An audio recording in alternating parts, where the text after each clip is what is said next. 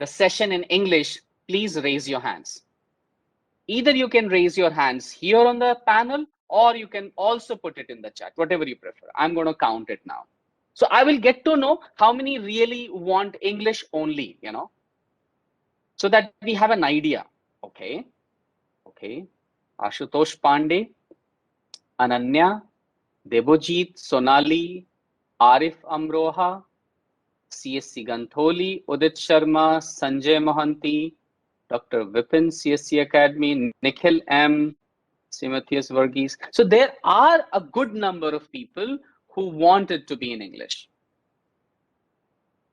So ये हमारे लिए एक समस्या होने जा रही है. We are going to be in trouble because Arish, please English. Her CSC Academy Jaitu. So on the chat also I'm seeing that. So we have a challenge here that there are some people who understand only Hindi, and there are some people, I'm getting all kinds of requests. Okay, some people who want it in Hindi only. कुछ लोग हैं जो केवल हिंदी में चाह रहे हैं और कुछ लोग हैं जो केवल इंग्लिश में चाह रहे हैं. और एक बड़ा अच्छा रास्ता निकाला सरफराज जी ने, वो कह रहे हैं दोनों लैंग्वेजेस में करिए. So what I'll do is, I will start in English and I will keep using Hindi here and there.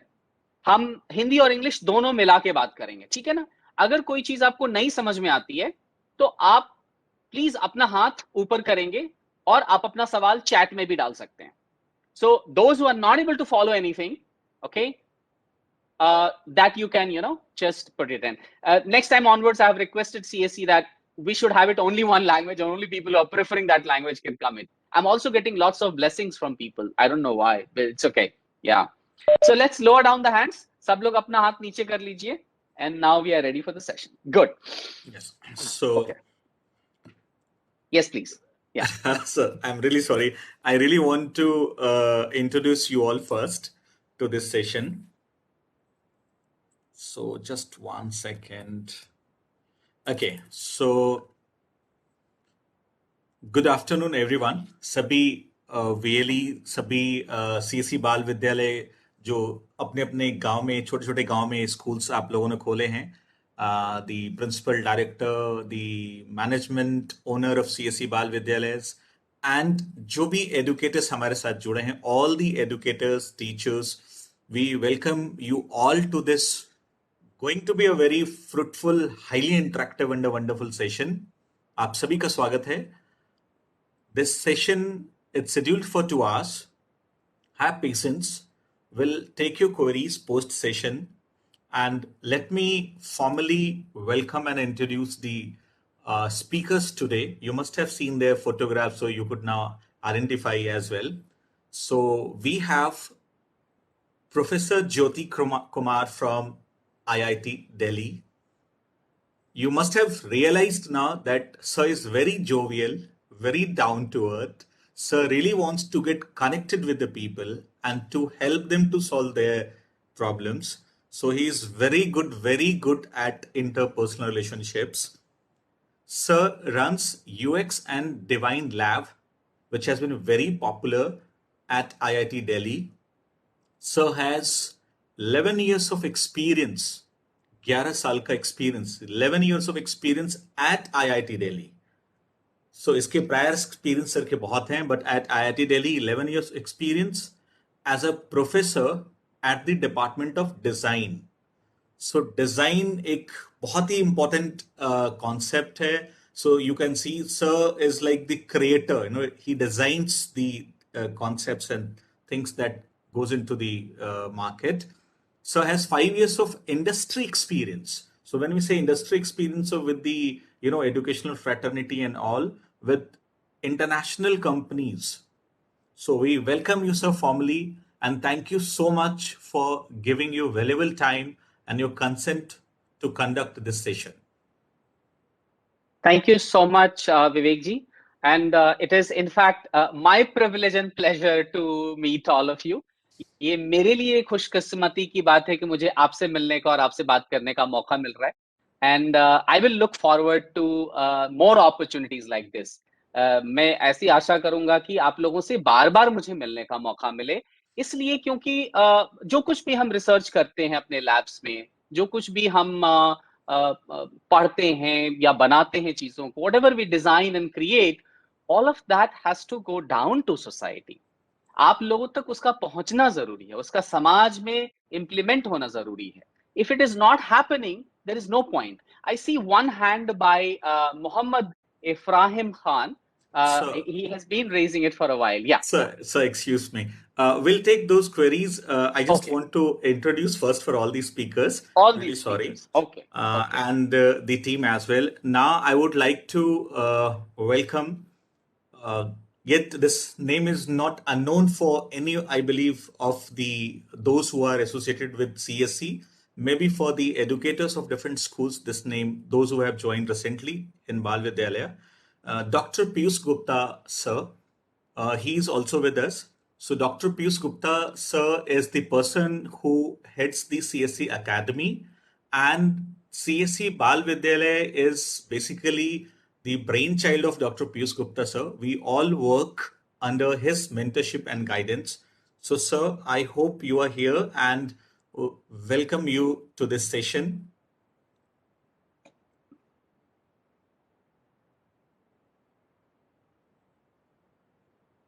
Sir, we couldn't hear you. It seems your mic is mute.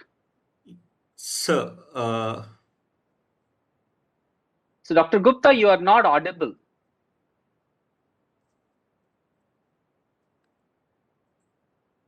Maybe, okay, I'll just change. Now, sir, you can speak. Yeah, now it's better. Yeah. Yeah, now I can speak. I was locked.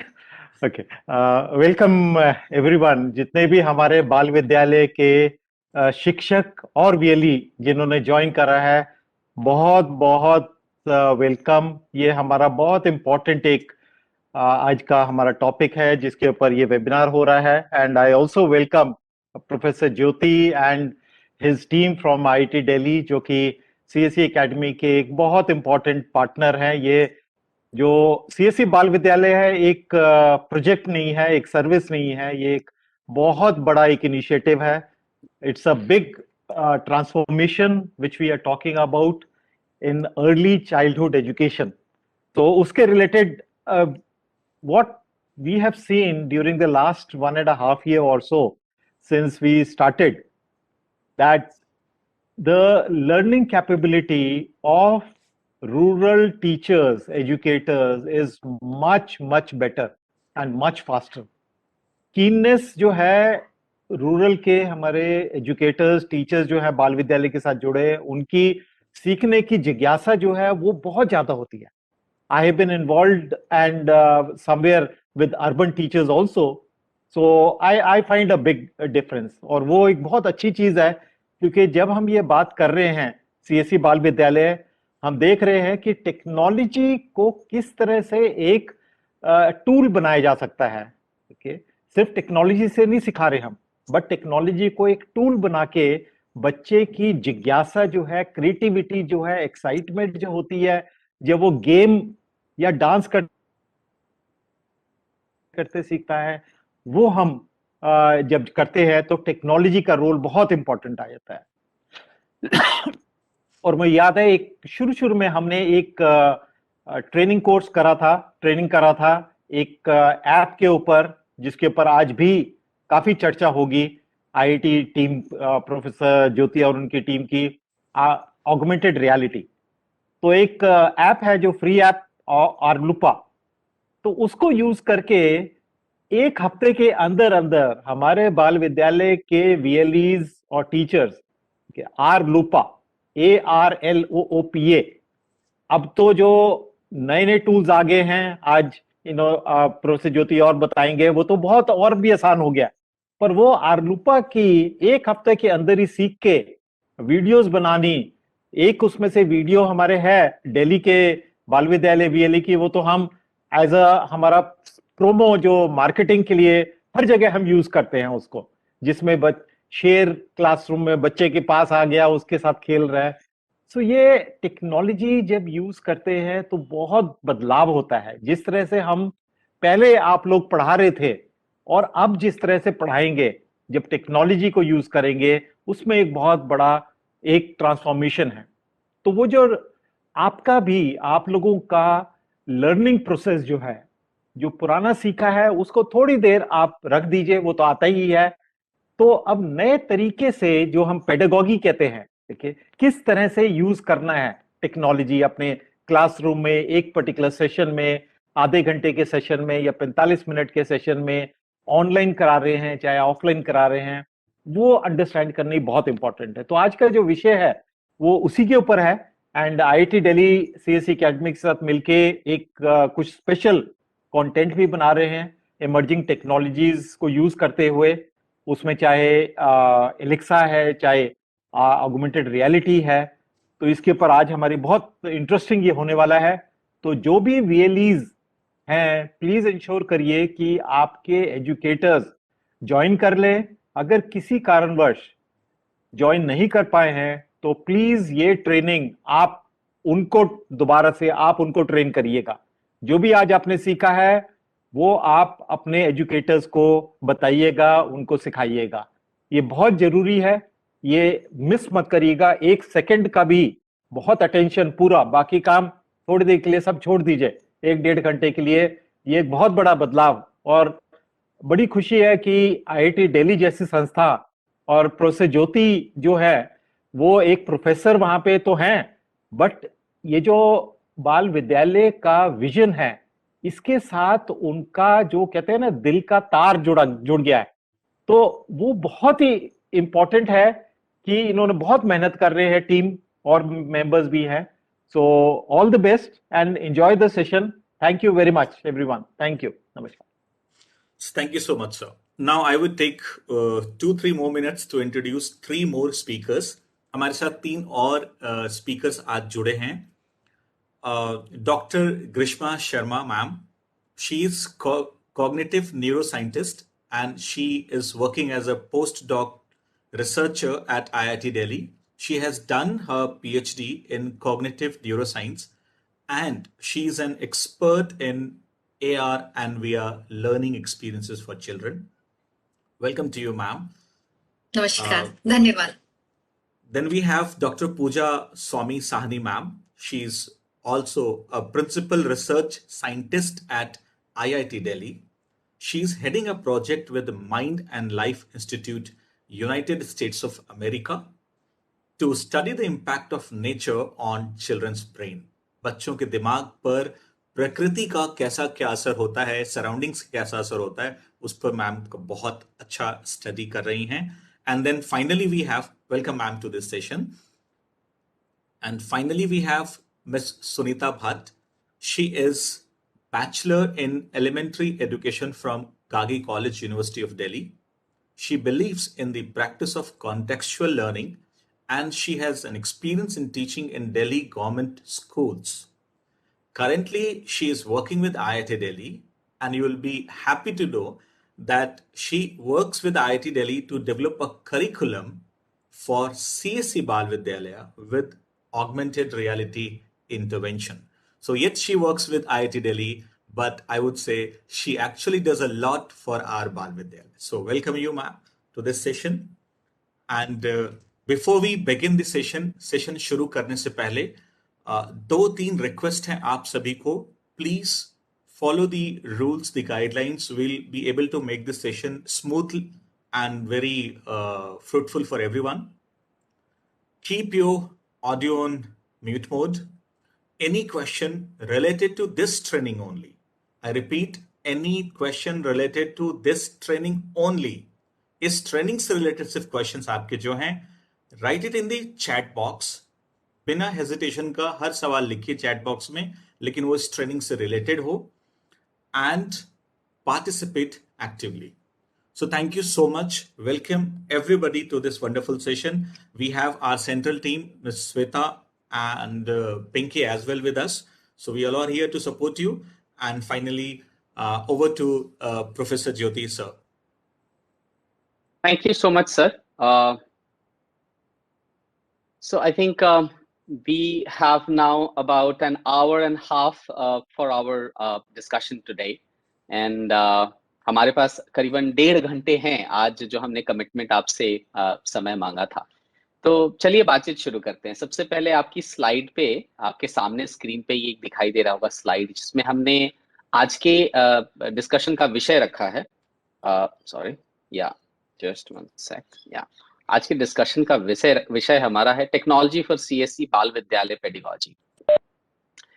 आप में से कितने हैं जिन्हें इसका मतलब ही समझ में नहीं आ रहा है? देखिए, मैंने एक चीज सीखी कि आदमी जितना ऊपर चढ़ता जाता है, जितना ज्ञानी बनता जाता है, उसके लिए कहना उतना आसान होता है कि मुझे ये चीज नहीं आती। जब मैं पीएचडी कर रहा था तो मेरे सुपरवाइजर ने एक बात बताई थी कि जो आदमी ये कभी नहीं कह सकता कि मुझे नहीं आता है, इसका मतलब उसको कुछ नहीं आता है। और जो आदमी ये कहता है मुझे ये नहीं आता है, इसका मतलब जब वो कहेगा मुझे आता है तो इसका मतलब है कि उसको आता है। तो ये कहना कि ये चीज मुझे नहीं आता है, ये बहुत अच्छी बात है। और हमारी संस्कृति में ये खासकर बात बहुत इसको विनम्रता से कहा जाता था कि नमंती फलनो वृक्षा, जिसको जो फल से लदे हुए वृक्ष होते हैं वो झुक जाते हैं, उनको कुछ नहीं आता है। वो कहते हैं कि भाई हम तो बड़े साधारण हैं, है ना। तो अगर आपको कहीं पूरे सेशन में अगर कुछ ऐसा लगता है कि पता नहीं ये क्या बताया जा रहा है, और आप चैट में लिख देंगे ये समझ में नहीं आया, ये आप क्या कहना चाह रहे हैं, या आप मुझसे ये कहेंगे ज्योति मैं इससे अग्री नहीं करता हूं, आप जो कह रहे हैं ये बात आपकी मेरे को ठीक नहीं लग रही है, तो मुझे बड़ी खुशी होगी। क्योंकि जब ये बात कहते हैं तो इसका मतलब दो बातें ही, एक तो आप सुन रहे थे जो मैं कह रहा था, और दूसरी कि आपका अपना एक पॉइंट ऑफ व्यू है। वो बहुत जरूरी है एक टीचर, एक बाल विद्यालय के ओनर के रूप में, कि आप अपनी एक पॉइंट ऑफ व्यू डेवलप करें। हमारे बताई गई बात पे आप कितने आगे जाएंगे? how far can you go with what I am explaining? You need to develop your own understanding of what you are trying to run. We are here to help you. Ground पे तो आप हैं, बच्चों के सामने तो आप हैं। आप उन बच्चे और उनके माता पिता और उस पूरे समाज को जवाबदेही दे रहे हैं। हमारा काम तो बड़ा आसान है, हम यहां बैठ करके आपको एक ज्ञान दे देंगे, पता नहीं वो कितना प्रैक्टिकल है, आपके काम का है कि नहीं है, इट्स यूजफुल टू यू और not. So I will be very happy if you argue with me. मुझे बहुत अच्छा लगेगा अगर आप चैट के माध्यम से या हाथ उठाकर आप कहें कि this is not something that I agree, या मुझे ये बात समझ में नहीं आई। So let's keep it interactive. और मैं समझता हूं कि आप लोगों का समय बड़ा बहुमूल्य है, आप लोग के पास बहुत काम होगा, आप वो सब काम छोड़ करके आज आप हमें सुनने आए। सो थैंक यू सो मच। इतना आसान नहीं है आज की भागती दौड़ती जिंदगी में समय निकाल करके कुछ ऐसे सेशन को अटेंड करना, even if two learn for children. आप किसके लिए ये मेहनत कर रहे हैं? ताकि आप उन बच्चों को अच्छा सिखा सकें। You're putting all this effort today for 2 hours, taking out time from your very busy schedule because you want to become better teachers. It's for a larger goal. Of course, it's you are required to do it because you want to run a school. आप सब लोग एक school चलाना चाहते हैं, but सिर्फ उतना ही तो काम नहीं, काम तो दुनिया में बहुत है ना। बहुत तरह से बहुत काम किया जा सकता है पैसे कमाने के लिए, जिंदगी चलाने के लिए। स्कूल ही क्यों खोला जाए? Why only open a school? If you have decided to open a school, it means there is something inside you which wants to make something better in the society. There is a service mindset in you. You are people who are interested to do something meaningful and good in the society. Of course, in order to do good, you also need to have a budget, a certain money and a certain infrastructure. ये तो जरूरत है। आप बहुत अच्छा करना चाह रहे हैं, आप समाज में किसी की कोई सेवा करना चाह रहे हैं। और सबसे बड़ा ज्ञान हमारी संस्कृति में तो सबसे बड़ा दान कहा गया है, ज्ञान का दान। The highest kind of service in our culture has been the service of knowledge, giving someone a knowledge, because knowledge is going to live in this world and we will be dead. हम जो ज्ञान किसी को बांटेंगे वो इस संसार में रहेगा किसी न किसी के पास, और हम शायद चले जाएंगे। Service of knowledge is a great. Okay, so having said that context, having set up my tone and my what my discussion is, I would keep an eye on the chat. मैं एक नजर हमेशा आपकी chat पे रखूंगा, और मैं हमेशा चाहूंगा कि आपसे बातचीत हो, क्योंकि जो कुछ मैं बता रहा हूं ऐसा नहीं कि ये मेरा नॉलेज है। आपको ये नॉलेज आपको YouTube में भी मिल जाएगा, बहुत सी जगहों पे मिल जाएगा, लेकिन शायद वो आपको थोड़ा कंफ्यूज करेगा। हम आप जब मिल रहे हैं तो बातचीत के आनंद के लिए मिल रहे हैं। When we are meeting together, we are meeting because we want to understand each other. We want to discuss something. So feel free to stop me anywhere and ask questions. I see a few hands. I'll quickly ask you to write down your questions in the chat if it's okay. Muhammad Ifrahim Khan, Shalini Giri, CSC Bal Vidyalaya, I'm not able to read that. Rohit जी, सम्राट जी, संतोष जी, आप कृपया अपने सवाल अगर chat में डाल देंगे तो मैं एक नजर उस पर रख सकूंगा, because I see your hands are up. मैं देख रहा हूं कि आपका हाथ उठा हुआ है। So please put your questions in the chat. Okay, let me continue. तो मैं समझ रहा हूं कि आपको पहला स्लाइड क्लियर है। अगर किसी को डाउट हो तो प्लीज आप मुझे बताइए। हम आज अगले 1.5 घंटों में आपसे ये डिस्कस करने जा रहे हैं कि क्यों टेक्नोलॉजी आज की डेट में स्कूलों में बहुत इंपॉर्टेंट है। किन कौन कौन से टेक्नोलॉजीज हैं जिनके बारे में आपको जानकारी होनी चाहिए। कारण यह है कि जिन बच्चों को आप तैयार कर रहे हैं, जब वो अपनी जिंदगी अपने कदमों पे, अपने पैरों पे चलाने को शुरू होंगे, ये टेक्नोलॉजी की जानकारी उनके लिए सबसे अधिक आवश्यक होगी। आप जान रहे हैं इस बात को। When we were born, we did not have so much of technology around us. I mean, some of us may be younger and somebody may be older here, but we know it was not in this variety that it is available today. And we know what kind of struggle we are having in submitting our electricity bills, in booking a railway ticket. So technology is going to be there. And that's what my first discussion is about. That जब नई education policy बनाई गई, हाँ, जब नई education policy बनाई गई है 2020 में, तो आप गौर करेंगे कि एक सर्टेन शिफ्ट आया है थिंकिंग प्रोसेस में। Now all of you who want to be teachers और owners of schools, you will have to look at this new education policy. I'm not going to spend a lot of time today on the new education policy. I think there are a lot of people in the CSC and elsewhere also who are working on this. But because you're owners of these schools, आप सब लोग ऐसे विद्यालयों को चला रहे हैं जो छोटे बच्चों के लिए है, तो लास्ट वाला कॉलम खासकर आपको ये समझना जरूरी है कि आंगनवाड़ी, प्री स्कूल, बाल विद्यालय, बाल वाटिका, इन सब के लिए ये 3 साल का करिकुलम हमको चलाना है, जिसमें हमें क्या नॉलेज देना है उन लोगों को, बच्चों को, 3 से 6 साल के बच्चों को। एक आप देखेंगे कि अल्फाबेट्स का, लैंग्वेजेस का, नंबर्स का, कलर्स का। आई एम सॉरी, मैंने हिंदी में स्लाइड नहीं बनाया। मुझे मालूम नहीं था कि इतनी बड़ी संख्या में हिंदी भाषी लोग आएंगे। अगली बार मैं जरूर इसमें करेक्शन करूंगा और मैं चाहूंगा कि एक बार केवल हिंदी भाषी हम लोग बना करके सारा डिस्कस करें। But right now please accept me, that it's in a mixed language. I would like to going forward conduct sessions separately for Hindi and English, because अभी क्या है ना, इंग्लिश में बोलते हैं तो हिंदी वालों को थोड़ा लगता है, and when I'm speaking in English, then and this is getting mixed up. But anyway, thank you so much Kalidas ji, आपने no problem कहा, thank you so much. So एक देखिए, 3 साल में हमें बच्चों को एक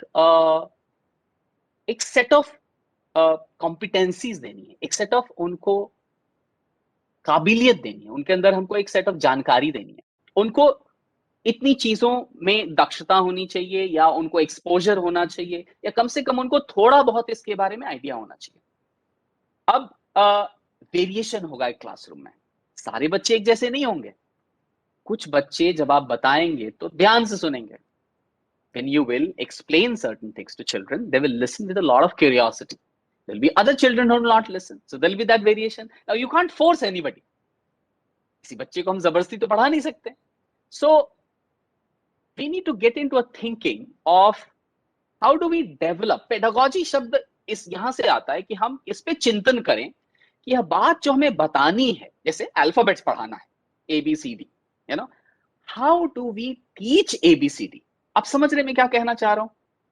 this is a creative part. ये आप कैसे पढ़ाएंगे, ये एक पेडागॉजी का थिंग। इस वर्ड को पेडागॉजी कहते हैं। छोटे बच्चों को किस प्रकार पढ़ाया जाए, इस पर जो चिंतन, इस पर जो रिसर्च है, इस पर जो किताबें हैं, इन सबको पेडागॉजी के ऊपर कहते हैं कि ये पेडागॉजी मतलब हम बताएं कैसे पढ़ाना। तो ABCD हम लोग भी पढ़े ABCD, है कि नहीं? हम लोगों ने भी अक्षर ज्ञान किया है, लेकिन क्या आज के बच्चों को हम वैसे ही पढ़ाएंगे जैसे हम पढ़े, या कोई नया तरीका होगा? अब एक किताब निकली है central board of secondary education से, CBSE ने मई 2020 में MHRD मिनिस्टर के लीडरशिप में ये एक बुक रिलीज की है, जिसका नाम है 21st सेंचुरी स्किल्स। ये किताब दुनिया के अलग अलग देशों में जो कुछ शिक्षा पे काम हुआ है उसके आधार पर एक अपना अपने देश के लिए एक रूपरेखा रख रही है कि हमारे जो बच्चे जब ये बड़े होंगे, जिन बच्चों को आज आप पढ़ा रहे हैं, आज से 20 साल बाद जब हमारे देश की मेन वर्कफोर्स में आएंगे, the children you're teaching now 3 to 6 years, when they come to the main workforce of our country, what are the kinds of competencies and skills they will require? हम जब छोटे थे तो हमने जो चीज वहां सीखी उसमें से बहुत कुछ हमें दोबारा सीखना पड़ा जब हम बड़े हुए. When we grew up, we had to learn many new skills to survive in the changed world. Do we want our children also to do that? क्या हम चाहते हैं कि हमारे छोटे बच्चे जब बड़े हों तो उनको फिर से ये प्रेशर फील हो कि हमें ये बहुत सी चीजें नहीं आती जो जिंदगी जीने के लिए जरूरी है? इस बात की चर्चा 21st सेंचुरी स्किल्स में है, जहां पे उन लोगों ने कुछ आइडेंटिफाई किया है. आज मैं उसमें बहुत डिटेल में नहीं जाऊंगा बिकॉज आज पहला मीटिंग है and in fact I would like, as I shared, would like to meet you again and again. But अगर आपको कोई सवाल है तो आप जरूर उठा सकते हैं कि ये जो किताब मिनिस्ट्री की आई है इसमें छोटे बच्चों को 21st सेंचुरी स्किल तक ले जाने के लिए एक मॉडल दिया गया है. उसके अलावा वर्ल्ड, जस्ट वन सेकंड, हाँ, ये है उस किताब में दिया हुआ कि 3 से 5 साल के बच्चों में ये हमें काबिलियत डेवलप करनी है. क्या है ये?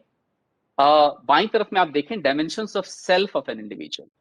एक बच्चा अपने बारे में क्या अंडरस्टैंडिंग बना रहा है, वह कौन है, वह क्या करना चाहता है, उसकी कॉम्पिटेंसीज बताई गई हैं कि वह खुद को समझे और खुद को एक्सप्रेस करे, अपनी बात वो कह सके, फिर अपनी एनहांसमेंट के लिए काम कर सके कि मैं ये आज हूं और मुझे ये बनना है. जैसे आज मुझे ये चीज आती है और मुझे इससे ज्यादा जानना, ये सेंस आए. वो रिलेशनशिप्स को समझ सके कि हमारे आसपास लोग समाज में कौन रहते हैं. ये हो गया इंडिविजुअल से रिलेटेड. दूसरा है कोर लाइफ स्किल्स. उसको अपने इमोशंस को मैनेज करना आना चाहिए. बहुत इंपॉर्टेंट चीज है. जिंदगी में हमेशा सब कुछ एक समान तो नहीं रहेगा, अभी उसको कठिनाइयां भी मिलेंगी. Sometimes the children we are teaching may undergo a lot of emotional challenges also. Not always it's going to be hunky-dory. How do we train our children to be emotionally resilient, to have that capability to manage the emotional disturbances that happen in their life? Now, अब देखिए, आप गौर करिए कि 21st century skill में इसकी जरूरत बताई गई है कि हमारे बच्चे अपनी भावनात्मक जो उनकी क्षमता है उसका विकास कर सके, कि वो गलत भावों में न बह जाएं. यू नो, आप सुनते होंगे कि हमारे देश में अभी डिप्रेशन की समस्या बहुत बढ़ गई है बच्चों की टीन एज में. बहुत सा हमारे आईआईटी की तो आप सुनते रहते होंगे, बहुत बार बच्चे यहाँ आकर के सुसाइड भी कर लेते हैं. बड़ी दुख की बात होती है. इतने मेहनत करके इतने अच्छे परिवारों से आए बच्चे and they just they kill themselves, उतनी मेहनत करके. ऐसा हो क्यों रहा है? कहीं ना कहीं हमने उनको अपने इमोशंस को मैनेज करना नहीं सिखाया. कहीं ना कहीं हमारे समाज की, हमारी शिक्षा की ये समस्या है. अब देखिए ये चिंतन कितना गहरा है कि हम बच्चे को सिर्फ एबीसीडी नहीं सिखा रहे. हमारा काम वहां खत्म नहीं हो जाता कि जोड़ घटाओ गुना भाग हमने सिखा दिया और उसको अच्छे से कंप्यूटर चलाना आ गया. एक संपूर्ण व्यक्तित्व का विकास होना है. The child's complete personality has to be developed to live a complete life.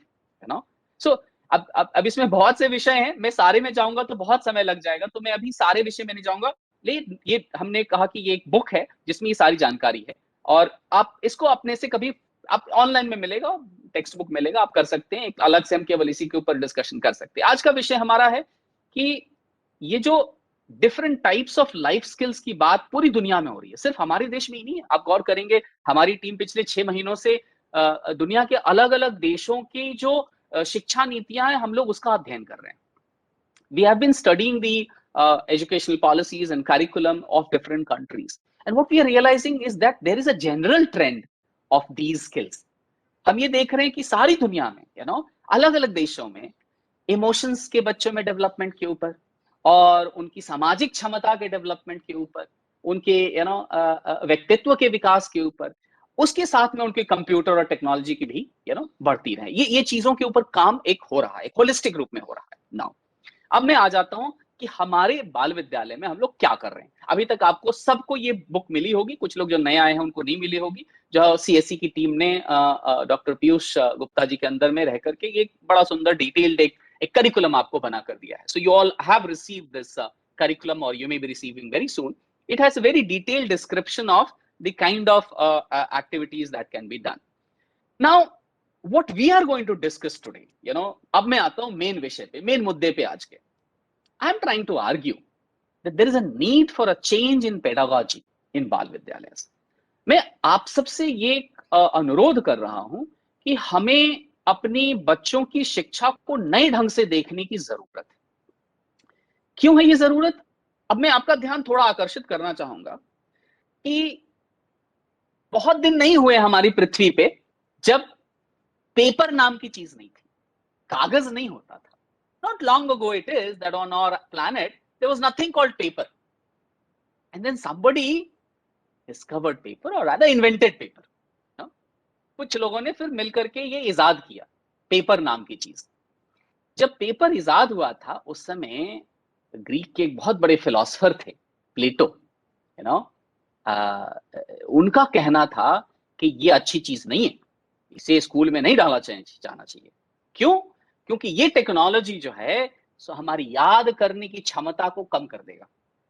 So Plato's argument was that we should not introduce the technology of paper in schools because it will diminish the capacity of memory of children.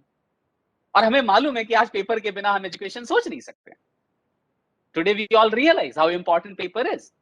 What I'm trying to argue is at each level of civilization there are new technologies that emerge. पहले हमारे यहाँ एक संस्कृति थी बात को कहने और सुनने की, लिखने की परंपरा नहीं थी. In our country also there is a whole lot of mythology which speaks that ours was a verbal culture, vocal culture. We didn't used to document anything. हमारे पास writing नहीं थी.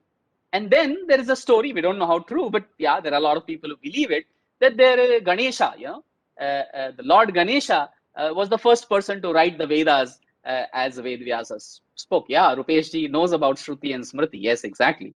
So सुन करके जो कहा, you know, जो ज्ञान हो वो श्रुति है और याद करके जो रखा जाए वो स्मृति है. Okay. Okay. So the argument I'm trying to make is आज हमारे आसपास ऐसी बहुत सी नई टेक्नोलॉजीज आ गई हैं, तो क्या हमें उनको बच्चों को बचपन से ही उनके लाभ से परिचय कराना चाहिए? आप लोगों में से कितनों का कहना है, आप जरा चैट में अपनी राय रखिए, कि हमें छोटे बच्चों को टेक्नोलॉजी से नहीं खेलने देना चाहिए, उनको mobile apps, tablets, computers, Alexa devices से नहीं खेलने देना चाहिए. आप बताइए, आप में से कितने लोगों का ऐसा अपना उद्देश्य है, ऐसा अपना सोच है? How many of you think that children should not be allowed to I can see Akanksha is saying technology is important. Okay. So how many of you say, if you say technology should not be, you know, allowed for children to play with, you should write no. So Virendra Singh says no. Okay. Sarita ji says allow with limitations. Naveen ji is saying in observation karate hue. Very interesting. I'm seeing that most of you are saying that sir देना तो चाहिए, हाँ, लेकिन उसमें थोड़ा किंतु परंतु है. हाँ, कुशल निर्देशन में हो. राज नारायण जी कह रहे हैं, हाँ, शारदा जी कह रही यस हमें देना चाहिए, एक्सपोज करना चाहिए, वेरी इंपॉर्टेंट. तो एटलीस्ट मैं we can't survive in single minute with that technology. Thank you so much Akanksha ji. Yes, yeah, so this is very heartening for me to know, you know, ये मेरे लिए बड़ा अच्छा है कि मुझे कम से कम आपको ये कन्विंस करने की जरूरत नहीं है कि हम टेक्नोलॉजी से बच्चों को दूर नहीं रख सकते हैं और रखने की जरूरत नहीं. हाँ, टेक्नोलॉजी का समुचित उपयोग शिक्षा में होना चाहिए. How do we introduce our children to technology in a controlled way? How do we make the best use of technology? Now that's what the whole discussion today is about. Yeah. So I can see most of you. Mohammad Irfan is saying technology is important. Mohammad Farkan is saying technology is important. Yatunat Chauhan, you know, we should all allow technology. Okay. Now there is one challenge. If all of you agree that technology आधुनिकता के लिए जरूरी है, लोकेश जी कह रहे हैं। लेकिन अब एक चीज बताइए, अगर हमें बच्चों को टेक्नोलॉजी सिखानी होगी या टेक्नोलॉजी का इस्तेमाल हमारे क्लासरूम में करना पड़ेगा, तो पहले टीचर को सीखना पड़ेगा कि नहीं?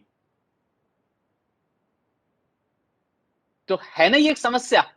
या so we'll all have to, right?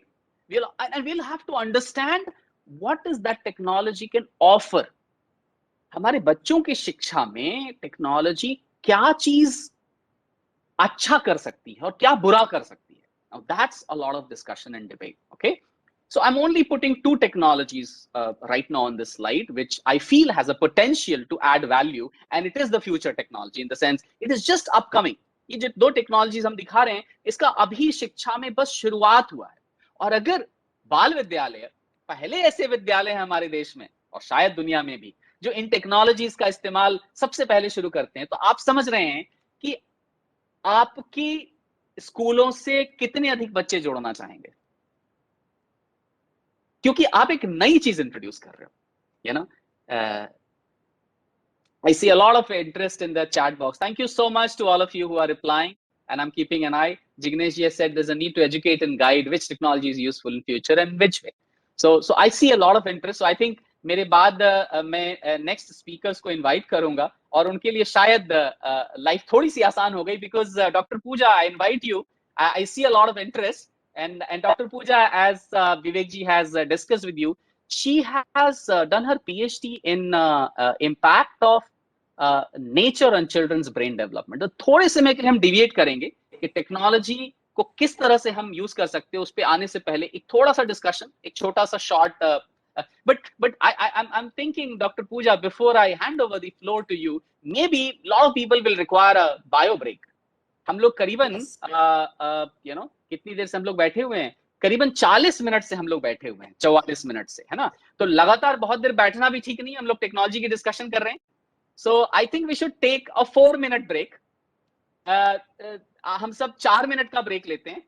जिसको थोड़ा बायो ब्रेक के लिए जाना है वो लघुशंका निवारण इत्यादि में चले जाएं और थोड़ा सा सब लोग ब्रीदिंग एक्सरसाइज कर लें, अपने हाथ स्ट्रेच करके और ब्रीद करें ताकि पूरा लंग भर जाए, क्योंकि ये भी एक समस्या है हमारी अभी हेल्थ की हो रही है बहुत देर बैठने से. स्ट्रेच करें और ब्रीद करें. So let's take the 4-minute break starting now. हम 3:49 पे वापस आएंगे. Please take a break. Session में सभी बने रहेंगे. सेशन से बाहर निकलकर ब्रेक नहीं लेना आपको. Don't leave, because otherwise you leave and then you may face issues in joining. So session में बने रहिए. ब्रेक जिनको जरूरी है वो जाएं, अदरवाइज. और तब तक आप अपनी क्वेरीज, अभी तक डॉक्टर ज्योति सर ने, प्रोफेसर ज्योति सर ने जो कुछ भी चीजें बताई, अगर कोई क्वेश्चन दिमाग में आपके आ रहा है बेस्ड ऑन की उससे रिलेटेड कुछ क्वेश्चन, तो please write it in the chat box. Till then will take care of the questions. So ये 2 से 3 मिनट आपके लिए. कोई भी क्वेश्चन, कोई भी सवाल आ रहा है आपको related to technology in education, technology in classroom, related to training, upskilling of educators for different technology solutions, आप लिख सकते हैं.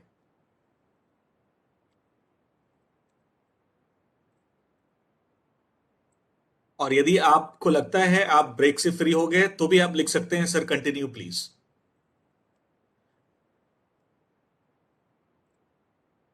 Should we continue or wait? I think break is important. Okay, sir. I'm also taking a bio break. Right, sir. Okay.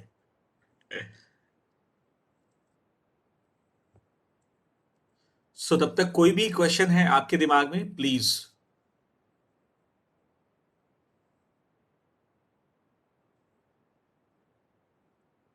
एक मेरा question था, जो please, जो हमारे बाल विद्यालय के वीएलई या educators, they have joined from northeast the states, so kindly mention your name and state in chat box.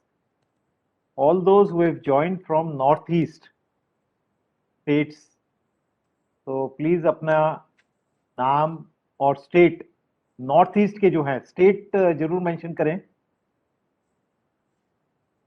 only northeast, yes. North east Tripura, मतलब Assam, Oyazul, Tripura, Arunachal, Manipur, Mizoram, Anup, Nagaland. Oyazul, you're from Sikkim. State जरूर mention करिए जो north east के हैं. Diwas from Tripura.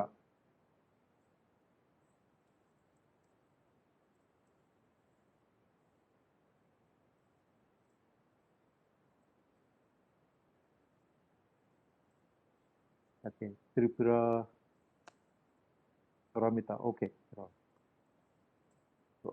हमारी central team से Shweta ma'am please ये note कर लीजिएगा, because we have some discussion with north east states के साथ.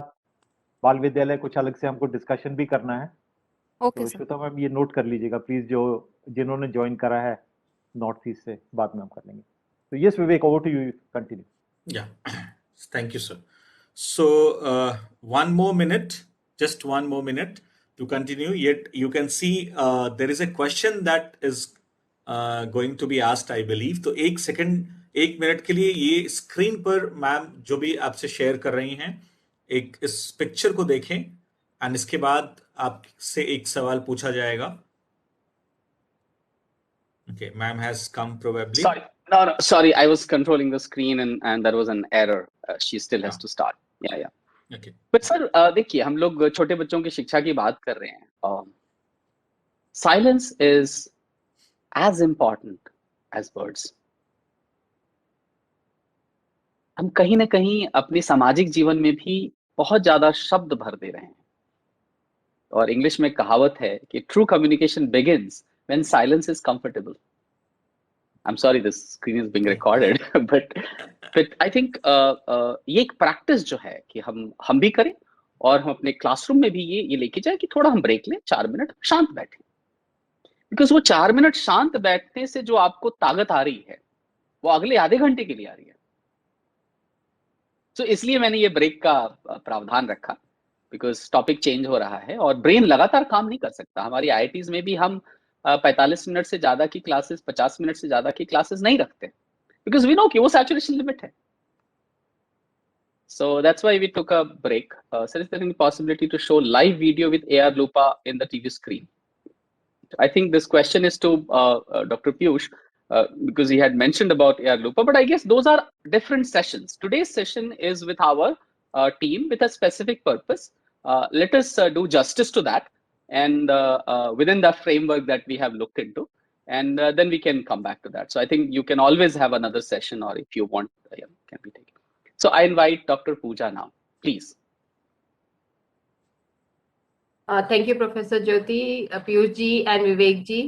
Namaskar, Adab, Sat Sri Akal, greetings to all the participants from this beautiful country called India. I hope आप ज्योति जी के session के साथ आप सबका मोरल जो है एकदम बूस्ट हो गया होगा. जिन लोगों ने अभी तक अपना CSE बाल विद्यालय शुरू नहीं किया है और सोच ही रहे हैं, वो भी अब पूरे तत्पर होंगे कि हाँ, हमें अपना एक स्कूल खोलना है और ये देश और समाज की भलाई के लिए क्यों इतना जरूरी है, इसके ऊपर भी काफी विचार चिंतन विवेक जी ने, पीयूष जी ने और प्रोफेसर ज्योति ने किया. मैं आपको थोड़ा सा गियर को शिफ्ट करते हुए एक डिफरेंट तरह की पेडागॉजी के बारे में बात कर रही हूँ, जिसके बारे में हम लोग सब काफी परिचित हैं. उससे पहले थोड़ा सा मैं आपको अपने बारे में बताना चाहूंगी, जो थोड़ा सा probably will also help me in building a context, कि 15 साल में इंडस्ट्री और इंटरनेशनल ऑर्गेनाइजेशन में एक सक्सेसफुल करियर के बाद एजुकेशन में आने का जो ठाना, तो इससे आप लोग जो लोग कुछ मतलब एजुकेटर्स ये सोचते हैं कि काश हमें इंडस्ट्री एक्सपीरियंस मिल जाता, काश मेरी नौकरी कहीं लग जाती तो शायद अच्छा होता. उससे आप समझ सकते हैं कि किस तरह से प्रोफेसर ज्योति ने भी इंडस्ट्री का एक्सपीरियंस को एक लेवल पे आके छोड़ के एजुकेशन में आने का निर्णय लिया, और इसी तरह से मैंने भी एक लेवल पे आके ये निर्णय लिया कि एजुकेशन में इस वक्त मतलब एक पैराडाइम शिफ्ट की जरूरत है, और इसमें एक कह लीजिए एविडेंस बेस्ड पेडागॉजी की जरूरत है, सिर्फ कहा सुनी चीजों पे नहीं. तो जिस तरह से प्रोफेसर ज्योति ने भी बोला, ये एक्सरसाइज हमने सिर्फ एक बंद कमरों में रिसर्च की तरह से नहीं करी है, हमने देश विदेश की बेस्ट प्रैक्टिसेस को देख के कुछ अपने लैब में बच्चों के ऊपर, जैसे आप स्क्रीन पे देख रहे हैं कि काफी बच्चे हमारी लैब में आते हैं जिनके ऊपर हम तरह तरह के एक्सपेरिमेंट करते हैं, उनको तरह तरह की स्टिमुलाई या उनको तरह तरह के एक्सपोजर देके फिर हम देखते हैं कि किस तरह से उनके जो कॉग्निटिव स्किल्स हैं या उनकी जो सोशल इमोशनल कॉम्पिटेंसीज हैं उन पे क्या असर पड़ रहा है, उस सब का हम रिसर्च करते हैं। उस रिसर्च के बेसिस पे फिर जो ये सीएससी के बाल विद्यालय में करिकुलम में जो आपको एक्टिविटीज सजेस्ट करी जा रही हैं, वो सब एक इंडियन कॉन्टेक्स्ट को दिमाग में रखते हुए, इंटरनेशनल बेस्ट प्रैक्टिसेस को दिमाग में रखते हुए सजेस्ट करी गई हैं। Next slide please. सो ये तो था हमारे बारे में। अब एक छोटा सा रिफ्लेक्शन लेते हैं आप लोगों को थोड़ा सा और गहराई में जानने के लिए। तो पहला क्वेश्चन जो है वो हमें ये आप हेल्प करिए बताने में कि आप क्लासरूम्स में क्या क्या पढ़ाते हैं। चैट बॉक्स यूज कर सकते हैं, मैं देख रही हूँ आप लोग सब बहुत कंफर्टेबल हैं चैट बॉक्स यूज करने के। सो आप प्रॉब्ली लिख सकते हैं किस तरह के सब्जेक्ट्स आप पढ़ाते हैं, और जो जिन्होंने अभी बाल विद्यालय नहीं खोले हैं वो प्रॉब्ली ये चिंतन कर सकते हैं कि वो क्या पढ़ते थे अपने स्कूल्स में। मैथ्स, सुनील जी लिख रहे हैं मैथ्स पढ़ाते हैं वो अपने विद्यालय में, maths and English. Mohammad Irfan ji maths, बहुत बढ़िया। Hindi, Hindi environment and Hindi maths, computer भी पढ़ाते हैं, वंडरफुल। हिंदी, बहुत बढ़िया, बहुत बढ़िया। सो आप अपने चॉइसेस जो हैं, जो अपने आंसर्स हैं वो प्लीज मेरी आवाज साफ है क्या? कुछ लोग कह रहे हैं आवाज साफ नहीं आ रही है। ठीक है, तो प्रोबेबली जिनको कुछ लोगों को अगर दिक्कत आ रही है प्लीज अपने डिवाइसेस एक बार चेक कर लीजिए। अधिकतर लोगों को शायद ठीक आ रही है। कंप्यूटर, मैथ्स, इंग्लिश, हिंदी, बहुत बढ़िया। पोइम्स भी, सत्य सिंघानिया जी पोइम्स भी पढ़ाते हैं, बहुत बढ़िया। सो आप अपने ये उत्तर जो है पंच इन करते रहिए। हम दूसरे एक रिफ्लेक्शन क्वेश्चन पे जाते हैं और इसको हम सब समराइज करेंगे थोड़ी देर बाद। आप ऐसी कौन सा बिगेस्ट चैलेंज है जो आप बच्चों के साथ फेस करते हैं क्लासरूम्स में? कोई ऐसी, मतलब जब आप ये मैथ, साइंस, कंप्यूटर या कोई भी चीजें ऐसी पढ़ा रहे हैं, इंग्लिश पढ़ा रहे हैं, इन्वायरमेंट एजुकेशन पढ़ा रहे हैं, क्या ऐसा बिगेस्ट चैलेंज है जो आप फेस करते हैं? बहुत बढ़िया। जयपाल जी ने लिखा है अंडरस्टैंडिंग, राइटिंग में दिक्कत है, forgetting, memory related issues, parents समझाने में, समझ पाने में, आइडेंटिफाई करने में, राइटिंग में, बहुत बढ़िया। डिस्ट्रैक्शन लिखा है, लैक ऑफ कंसंट्रेशन लोगों ने लिखा है। सो अटेंशन तो एक मुझे लगता है आजकल के युग में एक ऐसी प्रॉब्लम है जो कि सिर्फ ना बच्चों में, हम लोगों में भी काफी है। आज देखा जाए तो मतलब हम लोग भी जब बैठे एक किताब लेके, पुस्तक लेके 10 मिनट से ज्यादा फोकस नहीं कर पाते। तो एक ये एक अटेंशन जो है, कंसंट्रेशन जो है, एक बढ़ती हुई समस्या, उभरती हुई समस्या के रूप में इवन हमारे रिसर्च में भी आइडेंटिफाई होती है। तो चलिए ये इनको अभी नजर में रखते हुए हम तीसरे अपने रिफ्लेक्शन क्वेश्चन पे जाते हैं।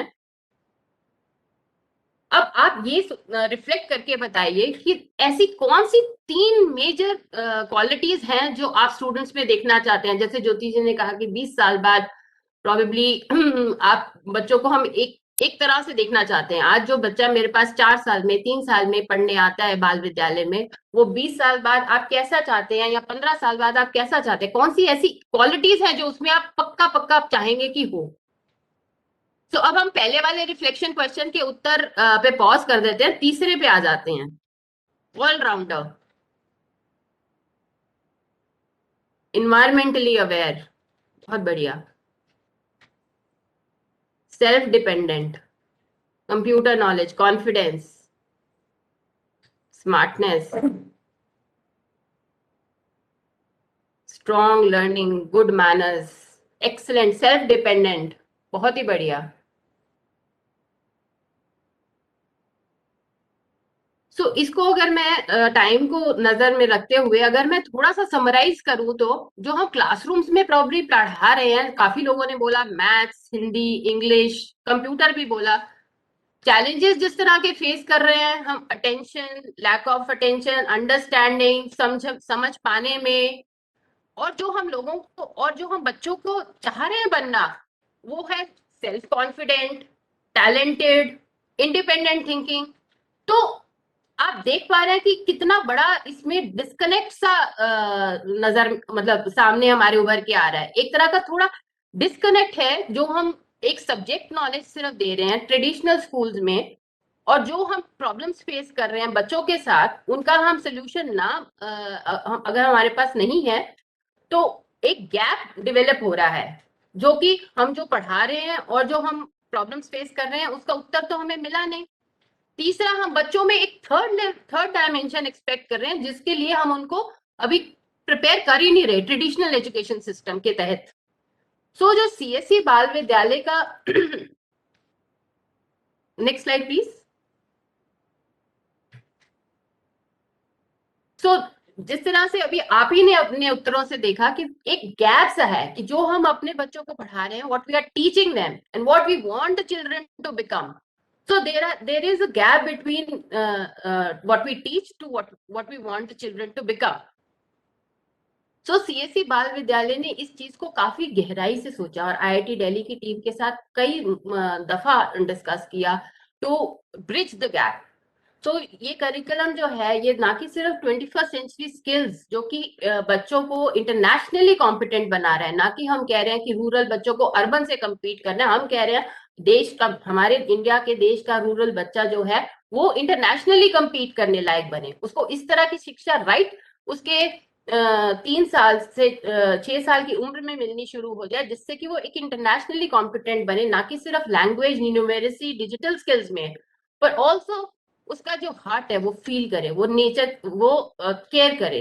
बिकॉज हमें पता है आने वाला जो जमाना है या अभी का जो जमाना है वो सिर्फ जो स्किल्स है वो ये इस तरह के नहीं देख रहा है कि वर्ल्ड में बच्चा जो है टेस्ट दे और उसमें उत्तीर्ण हो, वो ये भी देख रहा है कि जो ब्रेन है और जो हार्ट है वो टुगेदर काम करे, बैलेंस हो। पर हम ये किस तरह से अचीव कर सकते हैं? तो हमारे जैसे प्रोफेसर ज्योति ने भी बताया कि हमारी टीम ने सीएससी बाल विद्यालय का जो करिकुलम था वो एक बड़ी थरो और केयरफुल बेंचमार्किंग एक्सरसाइज के बाद डेवलप किया। हमने केयरफुली स्टडी किया कि इंटरनेशनली जो एजुकेटर्स हैं वो किस किस तरह के तरीके अपना रहे हैं जिससे कि जो बच्चा जो है वो ज्यादा क्लास में अटेंशन पे कर पा रहा है, साथ ही साथ उसको न्यूमेरेसी की भी नॉलेज हो रही है, मैथ्स की भी नॉलेज आ रही है, इंग्लिश बोलने में वो अच्छा उत्तीर्ण हो पा रहा है, कम्युनिकेशन स्किल्स डेवलप कर पा रहा है। इस तरह की कौन सी ऐसी जो टेक्निक्स हैं जो इंटरनेशनली जो ट्यूटर्स हैं, जो एजुकेटर्स हैं वो यूज कर रहे हैं। साथ ही साथ में हमने ये भी देखा हमारे कल्चरल कॉन्टेक्स्ट में, हमारे गुरुकुल सिस्टम में क्या ऐसी चीजें थी विच वर्कड वेल, कौन सी ऐसी चीजें थी कि जब उस जमाने में बच्चों को पढ़ाया जाता था तो वो एक होलिस्टिक लर्निंग होती, तो वो एक होलिस्टिक इंडिविजुअल होता था जो कि सिर्फ फिजिकल मेंटल फैकल्टीज में उत्तीर्ण नहीं होता था, वो एक स्पिरिचुअल फैकल्टीज में भी कामयाब था। सो कमिंग बैक टू कि सीएससी बाल विद्यालय का जो करिकुलम है is a balance between the modern day demand, wherein जो चाइल्ड है, जो बच्चा है, उसको एक्सपेक्ट तो किया जाता है कि वो टेक्नोलॉजी को यूज करे लर्निंग के लिए, अपनी रोजमर्रा की जिंदगी के लिए आगे चलकर, बट उसको ये भी एक्सपेक्ट किया जाता है जैसे आप लोगों ने बताया कि वो अपने आप को सेल्फ रेगुलेट कर पाए, कॉन्फिडेंस एक तरह का दिखा पाए और अपना अटेंशन जो है मेंटेन कर पाए जो वो टास्क कर रहा है in the world full of distractions। तो अभी जो मैं जो टेक्नोलॉजी एस्पेक्ट है वो लेटर ऑन मेरी एक को स्पीकर ग्रीष्मा आपको आपके साथ सेशन लेंगी। अभी मैं जो बात आपके साथ करने वाली हूँ वो नेचर बेस्ड एक्सपीरियंशियल लर्निंग की बात करने वाली हूँ, वो किस तरह से हम लोगों के जो करिकुलम में है हम उसको यूज कर सकते हैं और उसको किस तरह से जो उसका लाभ है, जो उसका फायदा है बच्चे उठा सकते हैं और टीचर्स के लिए वो एक आसान बनता है। तो अभी इस मोमेंट पे एक मैं छोटा सा रिफ्लेक्शन क्वेश्चन फिर से आपके साथ शेयर करना चाहूंगी कोई तो ऐसा टाइम होगा जब आप एज टीचर्स एज एजुकेटर्स बच्चों को नेचर में लेके गए होंगे, किसी गार्डन में, किसी पार्क में, जहाँ पे आपने उनके साथ कोई एक्टिविटी करी होगी। तो प्लीज आप शेयर करिए कि तब आपने अगर ऑब्जर्व किया हो तो बच्चे किस तरह से बिहेव करते हैं, किस तरह से आपको लगता है कि क्या आपका एक्सपीरियंस रहा उस मोमेंट पे। और अगर जो टीचर्स नहीं है, जो अभी सिर्फ पर्सपेक्टिव बाल विद्यालय के वीएलईज हैं, वो जनरली ऑब्जर्वेशन से बता सकते हैं कि वो अपने बच्चों को कभी लेके गए होंगे कि कैसा वो अनुभव करते हैं जब कि बच्चे नेचर में होते हैं या प्रकृति में होते हैं, किसी गार्डन पार्क में होते हैं, तब कैसा करते हैं।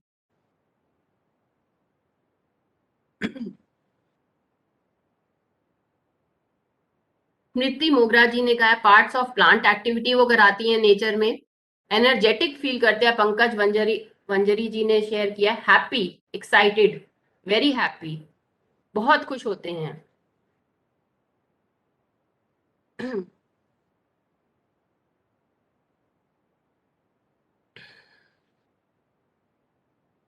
बहुत बढ़िया, इंजॉइंग वेरी मच,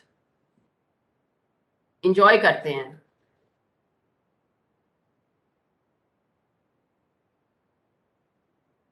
एंडिंग ये कुछ okay, they feel very free like nature. Whenever we take our children to nature, they enjoy, they ask several questions, curiosity उजागर होती है, they love observing, फूलों को छूने के लिए उत्सुक होते हैं, आउट ऑफ कंट्रोल भी होते हैं। True, their energies are at totally different levels. Kids take it as a break of routine and learn new things to do. They get real experience with things. So बिल्कुल, मतलब इसी aspect को हमने actually अपने lab में भी किया, और मैं अभी चंद ही स्लाइड्स में आपके साथ शेयर करूंगी कि हमने उनका जो ब्रेन स्टडी किया तो किस तरह की हमें फाइंडिंग्स मिली। बट उससे पहले एक जो कॉमन कंसेंसस मुझे आपके रिस्पॉन्सेज से निकल के आ रहा है, लग रहा है, वो ये है कि नेचर को एक ग्रेट लर्निंग स्पेस की तरह बच्चे देखते हैं, जहाँ पे बच्चे एक्सप्लोर कर सकते हैं, टच कर सकते हैं, फील कर सकते हैं, स्मेल कर सकते हैं। एक एक्सपीरियंशियल लर्निंग का एस्पेक्ट जो है, जिसको हम अगर सरल शब्दों में कहें कि बच्चा जो है खुद एक्सपीरियंस करके लर्न करता है, वो एक बहुत ही प्रोमिनेंट फीचर हमारा जो है कि जब नेचर में हम बच्चों को किसी एक्टिविटी के लिए जाते हैं आता है। तो गार्डन पार्क जो है वो एक अबंडेंट अपॉर्चुनिटी जो क्रिएटिव एक्सप्रेशन के लिए हमारे लिए जो प्रोवाइड करती हैं, जैसे कि like when they are playing, जैसे कि सिंपल अगर हम कोई एक्टिविटी नहीं भी कराते हैं, जब वो खेल ही रहे हैं, मान लीजिए जब वो एक पेड़ पे चढ़ते हैं या फिर जब वो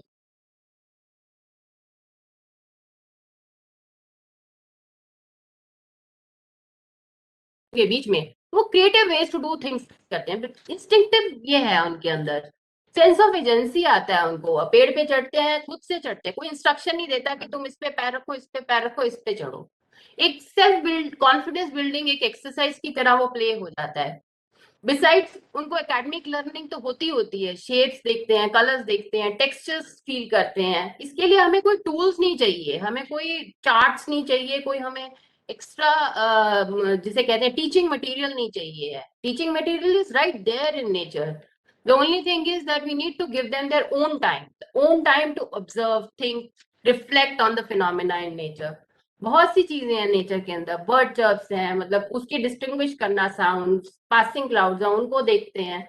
तो ये सब चीजें जो है वो स्वाभाविक तौर पे लर्न करते हैं। उसके लिए बहुत ज्यादा हमें उनको पढ़ाने लिखाने या कोई टीचिंग टूल्स यूज करके उनको बताने की जरूरत नहीं पड़ती। तो एक बड़ा पॉजिटिव लर्निंग एटमॉस्फेयर बन जाता है।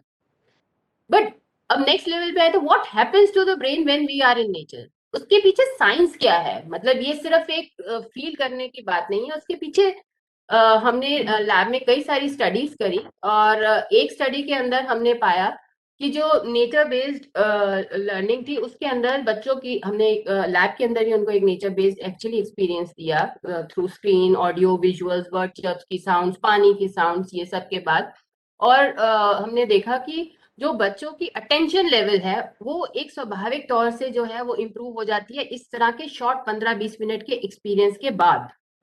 बच्चे जो सेम टास्क पहले कर रहे थे, कुछ उसके लिए टाइम लेते थे, मान लीजिए 10 मिनट या 15 मिनट लगते थे उनको टास्क करने के, वही टास्क जो वो ऐसे एक्सपीरियंस के बाद देते हैं तो उनका माइंड इतना फ्रेश होता है, किसी ने बोला कि उनके एक अलग लेवल की एनर्जी आ जाती है जब वो नेचर में होते हैं। तो ऐसे एक्सपीरियंस के बाद जब वो टास्क करते हैं, प्रीवियस स्लाइड प्लीज,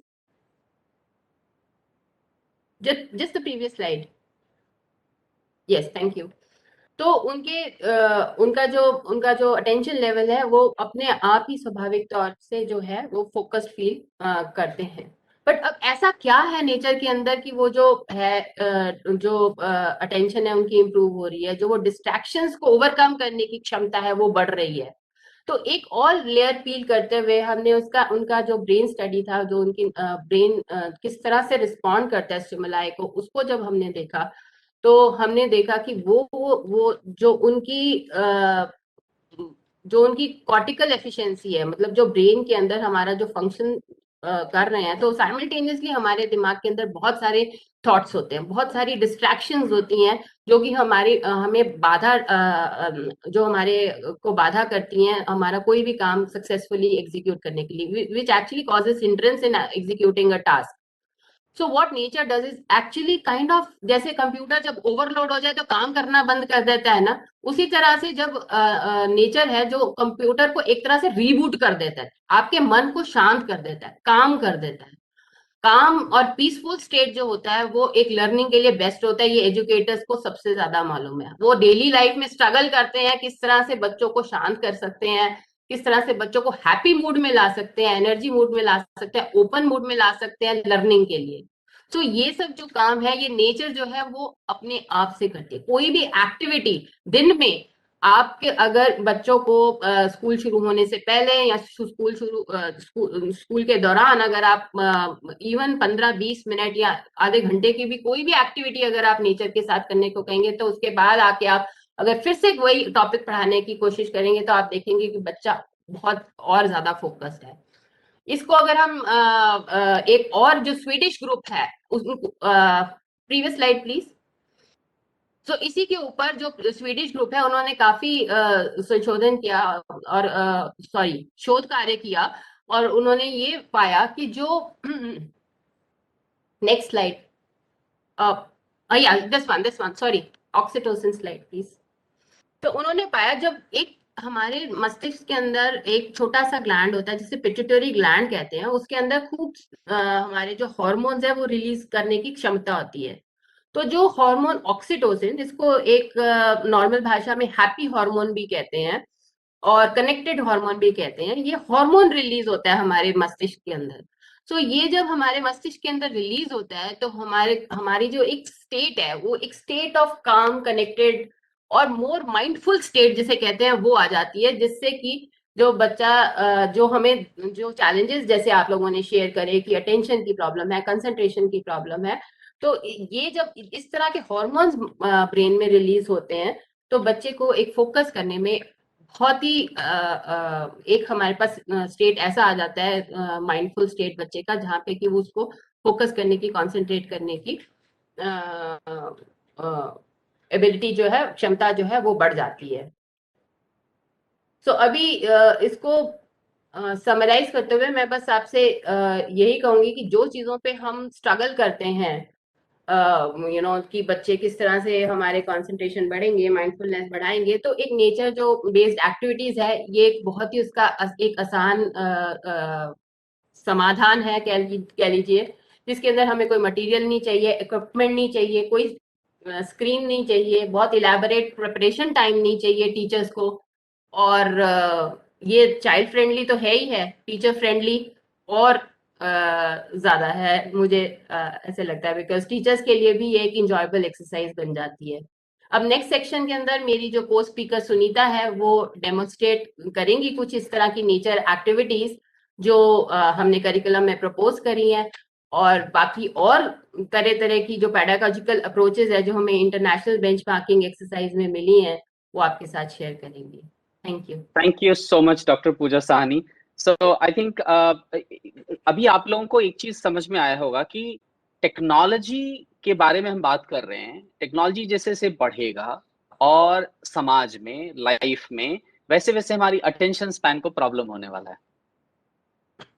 अब इसका बैलेंसिंग एक्ट है। अब आप देखिए कि आपके बच्चों की सबसे बड़ी समस्या अभी अटेंशन स्पैन की है।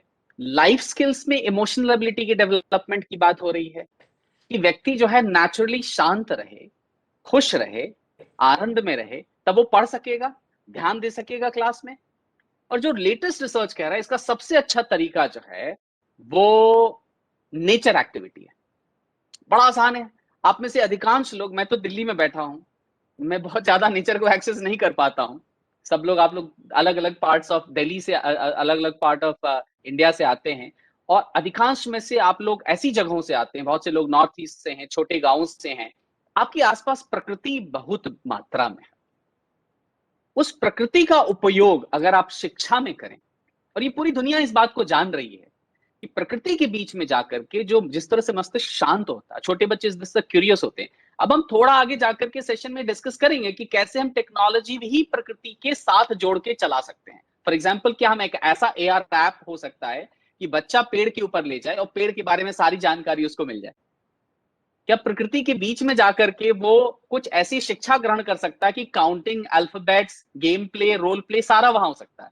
Yes, Dr. Piyush Gupta is saying our earlier Gurukul were in nature. In fact, this is, आप देखिए ना, आप western university, because doctor Piyush has mentioned this, आप विदेशों में जाइए, यूनिवर्सिटीज आर लाइक जंगल्स। हमेशा एक विद्यालय के अंदर में, एक यूनिवर्सिटी के अंदर में वृक्षों का, पेड़ पौधों का होना बहुत आवश्यक माना गया शुरू से।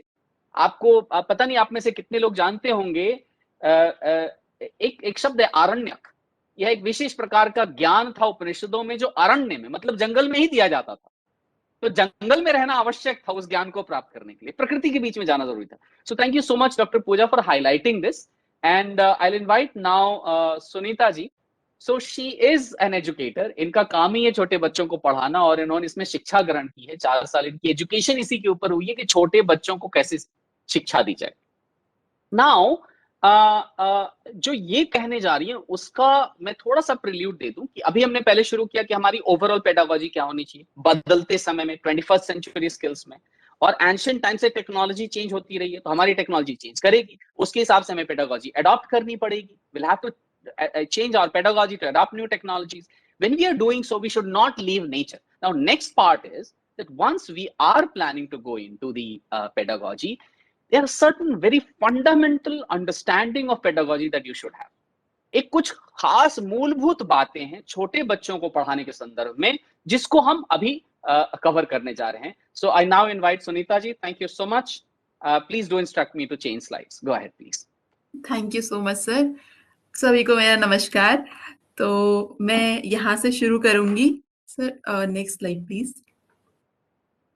तो यहाँ पर एक कोट है बेंजामिन फ्रैंकलिन का, ये जब मैं पढ़ रही थी तो मुझे मिला और मुझे लगा कि ये बिल्कुल सटीक बैठता है जो बात मैं करने जा रही हूँ यहाँ पे। तो इसमें कहते हैं कि tell me and I forget, teach me and I remember, involve me and I learn. तो यहाँ पे जो बेंजामिन फ्रैंकलिन कह रहे हैं वो वही है जो हम अपनी रोजमर्रा की जिंदगी में देखते हैं कि किसी भी काम को सीखने का सबसे अच्छा तरीका है कि उसे करके देखा जाए। तो ये बात ऐसा नहीं है कि मैंने कुछ नई बात कही, ये बात हर जगह लागू होती है, चाहे अगर हम बिजनेस करने जा रहे हैं तब ये लागू होती है। तो ऐसे ही जब हम पढ़ाने के लिए जा रहे हैं तो भी जितना अच्छा आपके पास एक्सपीरियंस होगा तो आप उतने अच्छे टीचर बनेंगे। यही बात बच्चों के लिए भी तो लागू होती है कि बच्चे को अगर कोई चीज सीखनी है तो सबसे अच्छा तरीका है कि वो उसे खुद करके देखे। ऐसा नहीं है कि हमने उसको बोर्ड में बता दिया तो ही वो सीखेगा। सबसे ज्यादा बच्चे तब सीखते हैं जब वो कोई चीज को करके देख रहे होते हैं।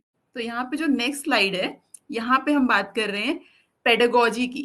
तो ये 2 अलग अलग हमें पिक्चर्स दिख रही हैं। पहली पिक्चर में जो है लिखा है कि वो टीचर सेंटर्ड पेडागोजी है। पेडागोजी के बारे में अभी ज्योति सर ने पहले मेंशन किया कि पेडागोजी क्या होती है। तो पेडागोजी, इसके लिए हमने जितनी भी रिसर्च की है अभी तक वो बताती हैं कि हाँ, एक टीचर किस तरह से पढ़ाना चाह रहे हैं। तो हर टीचर का पढ़ाने का अपना एक तरीका होता है। इस स्लाइड में हम 2 तरह की क्लासरूम्स देख रहे हैं। यहाँ पर पहली जो है वो टीचर सेंटर्ड पेडागोजी है। तो यहाँ पे सेंटर, जो सेंटर ऑफ द अट्रैक्शन है या जिस पे सबसे ज्यादा ध्यान जाता है हमारा, वो टीचर है। जो दूसरी वाली पिक्चर है वो है लर्नर सेंटर्ड पेडागोजी। तो यहाँ पे सबसे ज्यादा फोकस जो है वो लर्नर पे है। तो पहली वाली जो स्लाइड है उसमें, पहले वाले पिक्चर में हम देख रहे हैं कि टीचर कुछ पढ़ा रही है और बच्चे सुन रहे हैं, और दूसरे वाले में बच्चे खुद ही करके देख रहे हैं। तो जैसे अभी मैंने बोला कि सबसे अच्छा तरीका है बच्चों को सिखाने का कि वो खुद करके देखें, तो दूसरी वाली पिक्चर में बच्चे खुद करके देख रहे हैं, अच्छा ये तो गलत हो रहा है, फिर वो दूसरी स्कीम ट्राई कर रहा है बच्चा, अच्छा ये सही है। तो यहाँ पे बच्चे लर्नर सेंटर्ड पेडागोजी में ऐसा लग रहा है कि ज्यादा सीख पा रहे हैं क्योंकि यहाँ पे खुद करके देख रहे हैं। तो इस तरह से दोनों स्लाइड में जो है अलग अलग तरह का बिलीफ है टीचर का। अब पहली वाली जो पिक्चर थी वहां पे लिखा है कि class is a stage, the teacher has to perform, it is about quality delivery not the internal reform. तो जैसे अभी तक हम लोग बात करते आ रहे थे, पूजा मैम ने मेंशन किया, सारे वीएलईज ने मेंशन किया और ज्योति सर ने मेंशन किया कि ये बहुत जरूरी है कि बच्चा सेल्फ कंट्रोल सीखे, बच्चा मोटिवेटेड हो पढ़ने के लिए, बच्चा बहुत खुश हो। जब बच्चा ज्यादा खुश होगा तो वो उतना ज्यादा ओपननेस होगी उसके अंदर लर्निंग के लिए। तो ये वाला जो एस्पेक्ट है वो हमें ये क्लासरूम में प्रोवाइड करना है। पर पहले वाला जो पिक्चर था या जो वहाँ पे टीचर का जो रोल था वो एक तरह से अपना डिलीवर करने आई थी, क्वालिटी बेस्ट मुझे डिलीवर करना है, वो वहां पे क्लासरूम में इस पर्सपेक्टिव से जा रही थी। उसे वहां पे जाके बताना है, जितना वो अच्छे से बताएगी उतना उसे लगता है कि लर्निंग उतना अच्छे तरीके से होगा। पर जो दूसरी वाली पिक्चर है वहां पे हम देख रहे हैं कि सारे लर्नर्स बैठे हुए हैं, वो खुद चीजों को कर रहे हैं, वो खुद करके देख रहे हैं और टीचर देख रही है किनारे से, और जहां पे अगर कोई अटकेगा सिर्फ वो तभी इंटरवीन करेगी। तो जो दूसरी वाली जो पिक्चर है वहां पे बच्चे जब खुद करके देख रहे हैं और टीचर वहां पे एक गाइड की तरह है, फ्रेंड की तरह है, और उसने देखा है कि अगर किसी बच्चे को ज्यादा जरूरत है तो वो वहां पे जाके उसको ज्यादा सपोर्ट देगी, अगर कोई बच्चा बिना टीचर की हेल्प के ज्यादा कर सकता है तो वहां पे ध्यान से देखेंगी, अगर कहीं पे जरूरत होगी सिर्फ तभी इंटरवीन करेगी। तो यहीं से टीचर का रोल बदल जाता है। अब हम लोग देखते हैं कि प्ले बेस्ड क्लासरूम, हम लोगों ने अभी तक जितनी भी बातें करी जिसमें हमने कहा कि अटेंशन चाहिए हमें क्लासरूम में, बच्चा बाद में फ्यूचर में जो है वो एक अच्छा सोशल बीइंग बने, तो जितनी भी चीजें हैं कि सेल्फ कंट्रोल सीखे, सेल्फ अवेयरनेस हो बच्चे के अंदर, ये सारी चीजें बताया जाता है कि प्ले बेस्ड क्लासरूम में बहुत आसानी से बच्चे के अंदर डेवलप की जा सकती हैं। प्ले बेस्ड क्लासरूम की खासियत ये होती है कि सबसे पहले तो बच्चे के पास चॉइस होती है कि वो क्या करना चाहता है।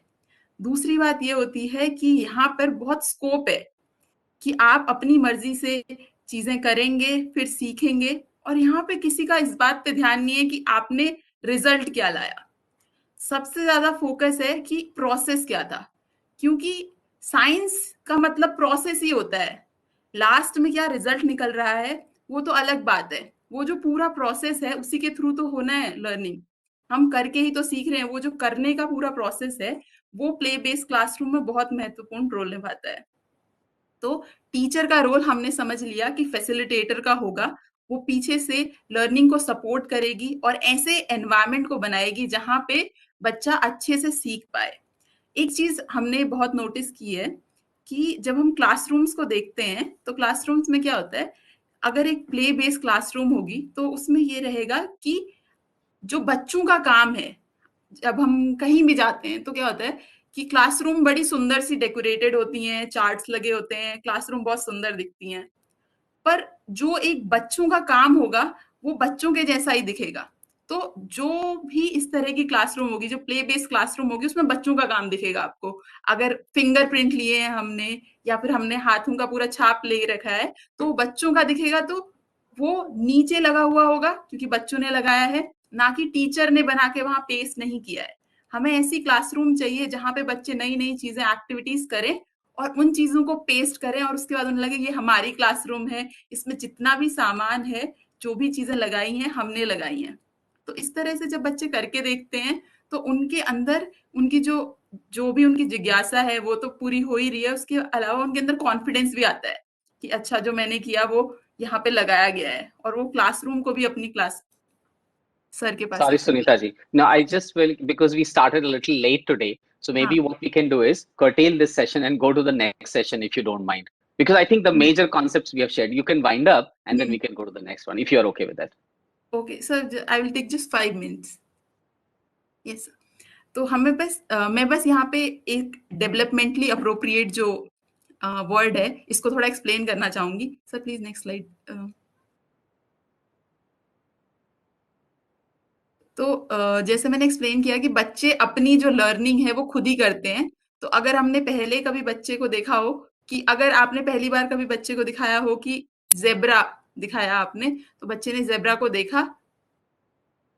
ओके, ठीक है.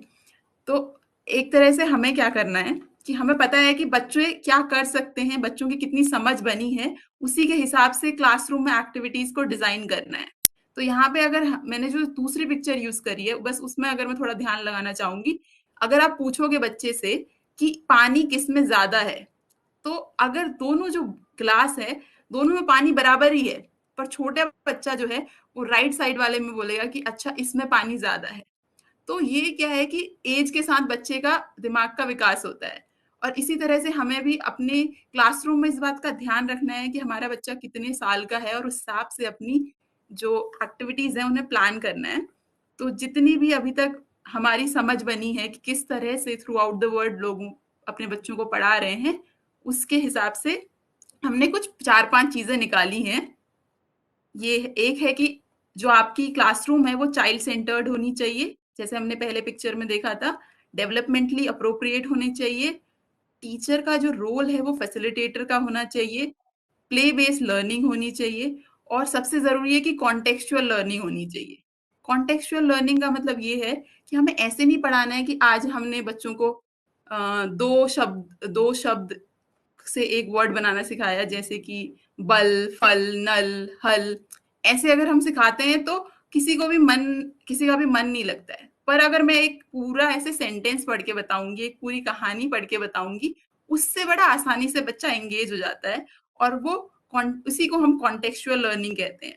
अगर मेरे को पेड़ के बारे में सिखाना है तो मैं बाहर पार्क में लेके जाऊंगी और फिर मैं पेड़ के बारे में बताऊंगी, तो वो ज्यादा आसान होगा. अगर मैं इसे कंपेयर करूं कि क्लासरूम में मैंने एक पेड़ बना दिया ऐसे बोर्ड पे और मैं बोलूं कि अच्छा ये इसे लीफ कहते हैं, इसे रूट कहते हैं. तो इन्हीं सारी चीजों को ध्यान में रखते हुए हम अपनी क्लासरूम में एक्टिविटीज को डिजाइन करते हैं. तो इसी तरह से हमने कुछ एक्टिविटीज डिजाइन की हैं, तो वो मैं शेयर करना चाहूँ. Yeah, because we will have another session next week. So because we have less time, so I'm thinking these activities part again we will have a discussion in the next session, Yes, sir. because yes. Otherwise we'll not be able to discuss today's agenda, which was Yes, sir. Yes. So that's why I'm thinking of curtailing the activity part, and we jump directly to the the Yes, technology sir. part. Yes. So Yes. thank you so much, Sunita ji. I mean, it's a real joy to listen to you, because I always see that I'm listening to a teacher. The way you explain it's so beautiful. So बाल विद्यालय के VLEs और शिक्षक, please let us share. We are ready to wait. So that's what Om Zanak said. But sir, we parked only 3 to 5 2-hour session, and we had taken a promise from everybody for that only. आज हमने उसके लिए किया. But आप सब लोग ऐसे भी हमारे साथ next week मिल रहे हैं. उस ये जो सारी डिस्कशंस आज हमने करी है, इसके बेसिस पे हम साथ मिलके कुछ एक्टिविटीज बनाएंगे और कुछ दिखाएंगे जो हमने बनाई है ना. तो एनीवे ये एक्टिविटीज हम बनाने वाले हैं, इसलिए मैंने सुनीता जी को यहाँ पे रोक दिया, बिकॉज अदरवाइज थोड़ा लेट हो जाएगा ना. 2 घंटे ऑलरेडी विवेक जी मुझसे कह रहे थे 2 घंटा बहुत लंबा होता है, लोग आएंगे नहीं.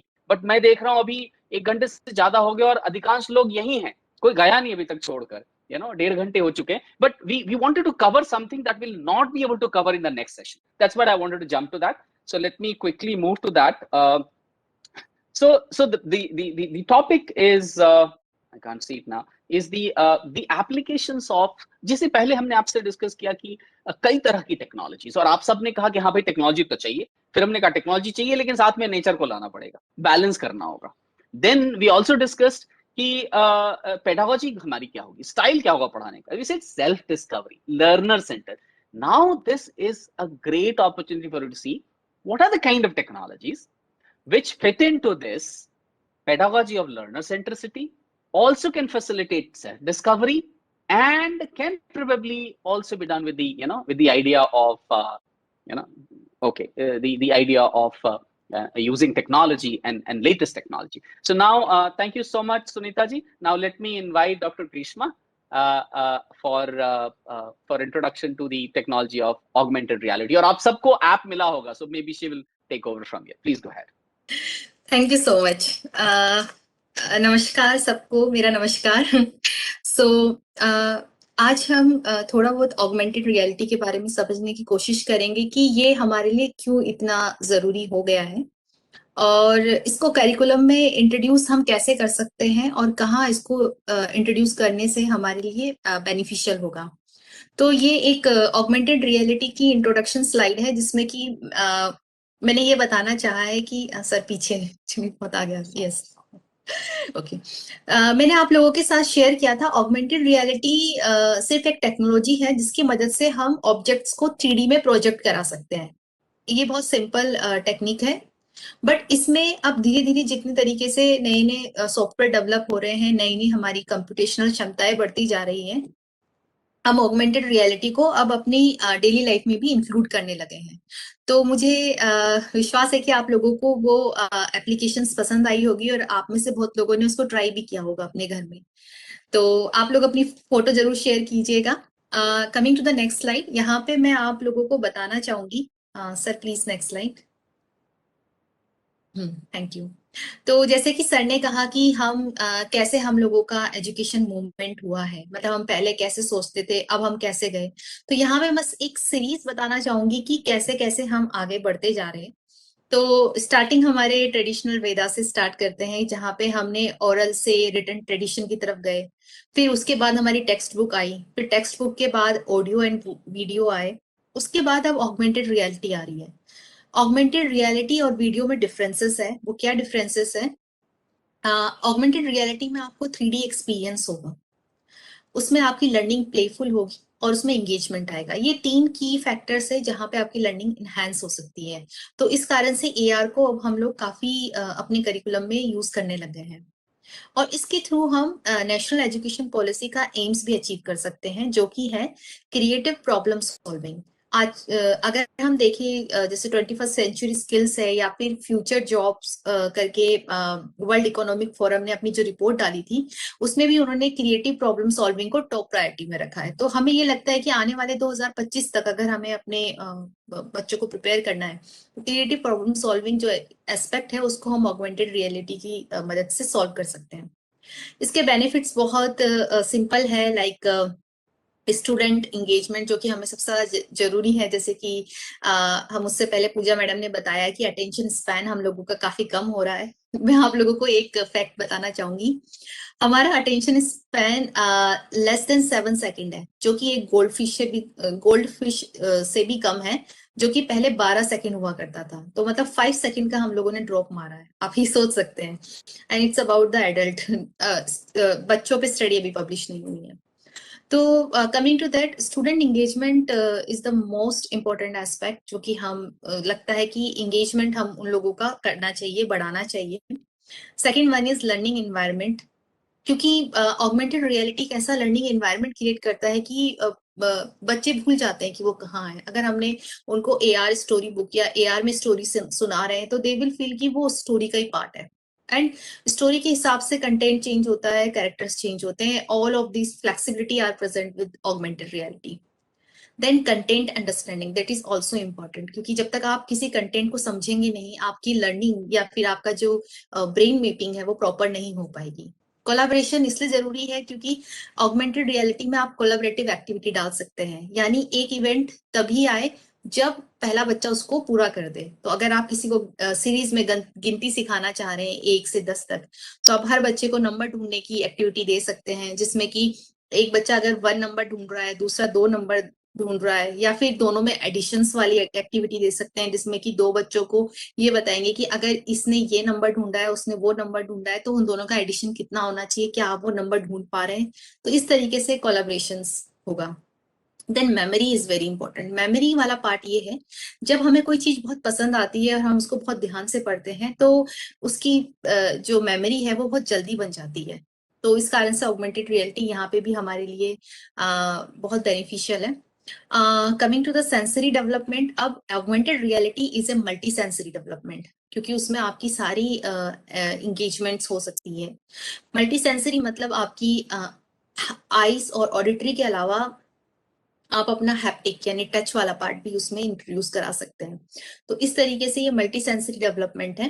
एंड कॉस्ट इफेक्टिवनेस इसलिए क्योंकि इसके लिए आपको किसी तरीके की कोई मशीन या हैवी मशीनरी की जरूरत नहीं है। आपका मोबाइल ही आपकी सबसे बड़ी मशीन है, और आज हर किसी के पास एंड्रॉइड मोबाइल प्रेजेंट रहता है, तो इसके इतने सारे बेनिफिट्स हैं। So coming to the next slide. अब जैसे कि सुनीता ने थोड़ा बहुत टच किया, बस मैं उसको एआर के थ्रू बताना चाहूंगी कि हमारी लर्निंग थ्योरीज कैसे उसमें बेनिफिशियल होती हैं। तो हमारी दो मेन थ्योरीज है जो कि उसमें कवर होती है। One is constructivist and second one is situated learning theories. तो कंस्ट्रक्टिविज्म में जैसे हम ये देख सकते हैं कि अगर हम लेफ्ट साइड की इस फिगर को देखें तो हमें यहाँ लगेगा कि कार तो यहाँ नहीं होती।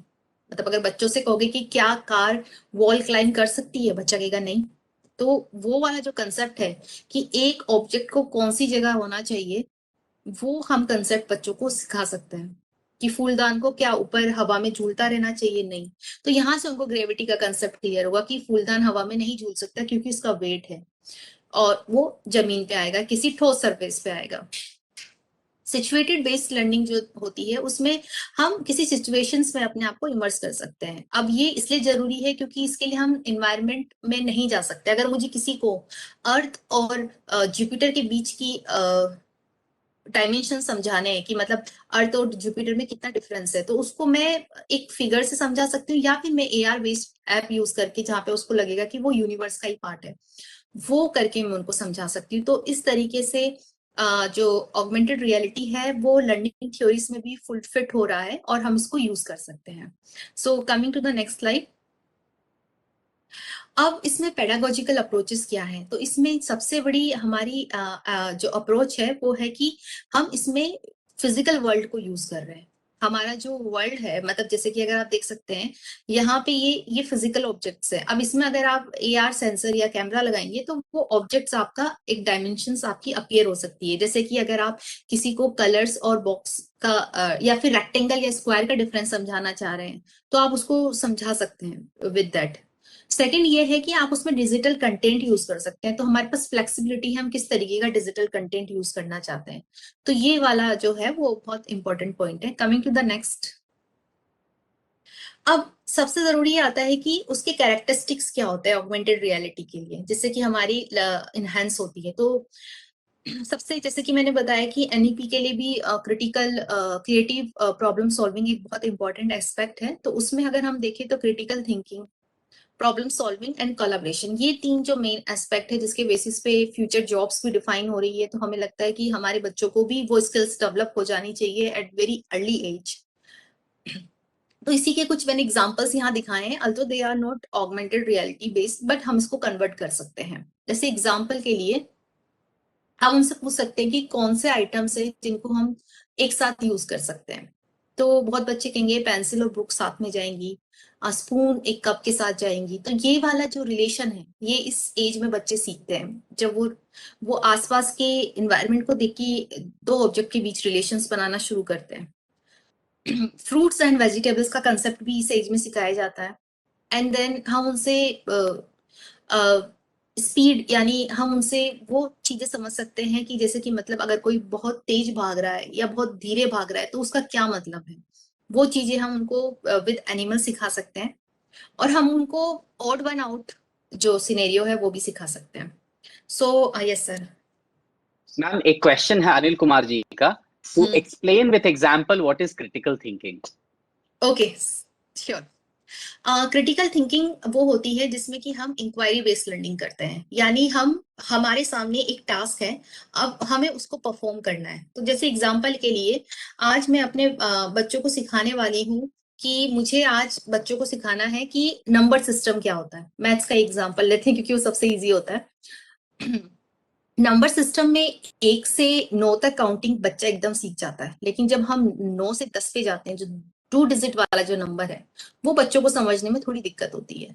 अब ये हमारे आ गई प्रॉब्लम। अब हम इसमें इंक्वायरी बेस्ड लर्निंग कैसे लगा सकते हैं, या फिर हम इसमें क्रिटिकल थिंकिंग कैसे लगा सकते हैं। तो हम इसमें क्रिटिकल थिंकिंग ये लगा सकते हैं कि हम बच्चों को कैसे दिखाए कि 1 0 10 होता है, ना कि 0 1 10 होता है। तो ये वाला जो है उसमें क्रिटिकल थिंकिंग के डिफरेंट डिफरेंट एस्पेक्ट्स आएंगे। जैसे कि सबसे पहला होगा आपका प्रॉब्लम आइडेंटिफिकेशन, जो कि आपने किया कि आपको नंबर सिस्टम बच्चों को सिखाना है।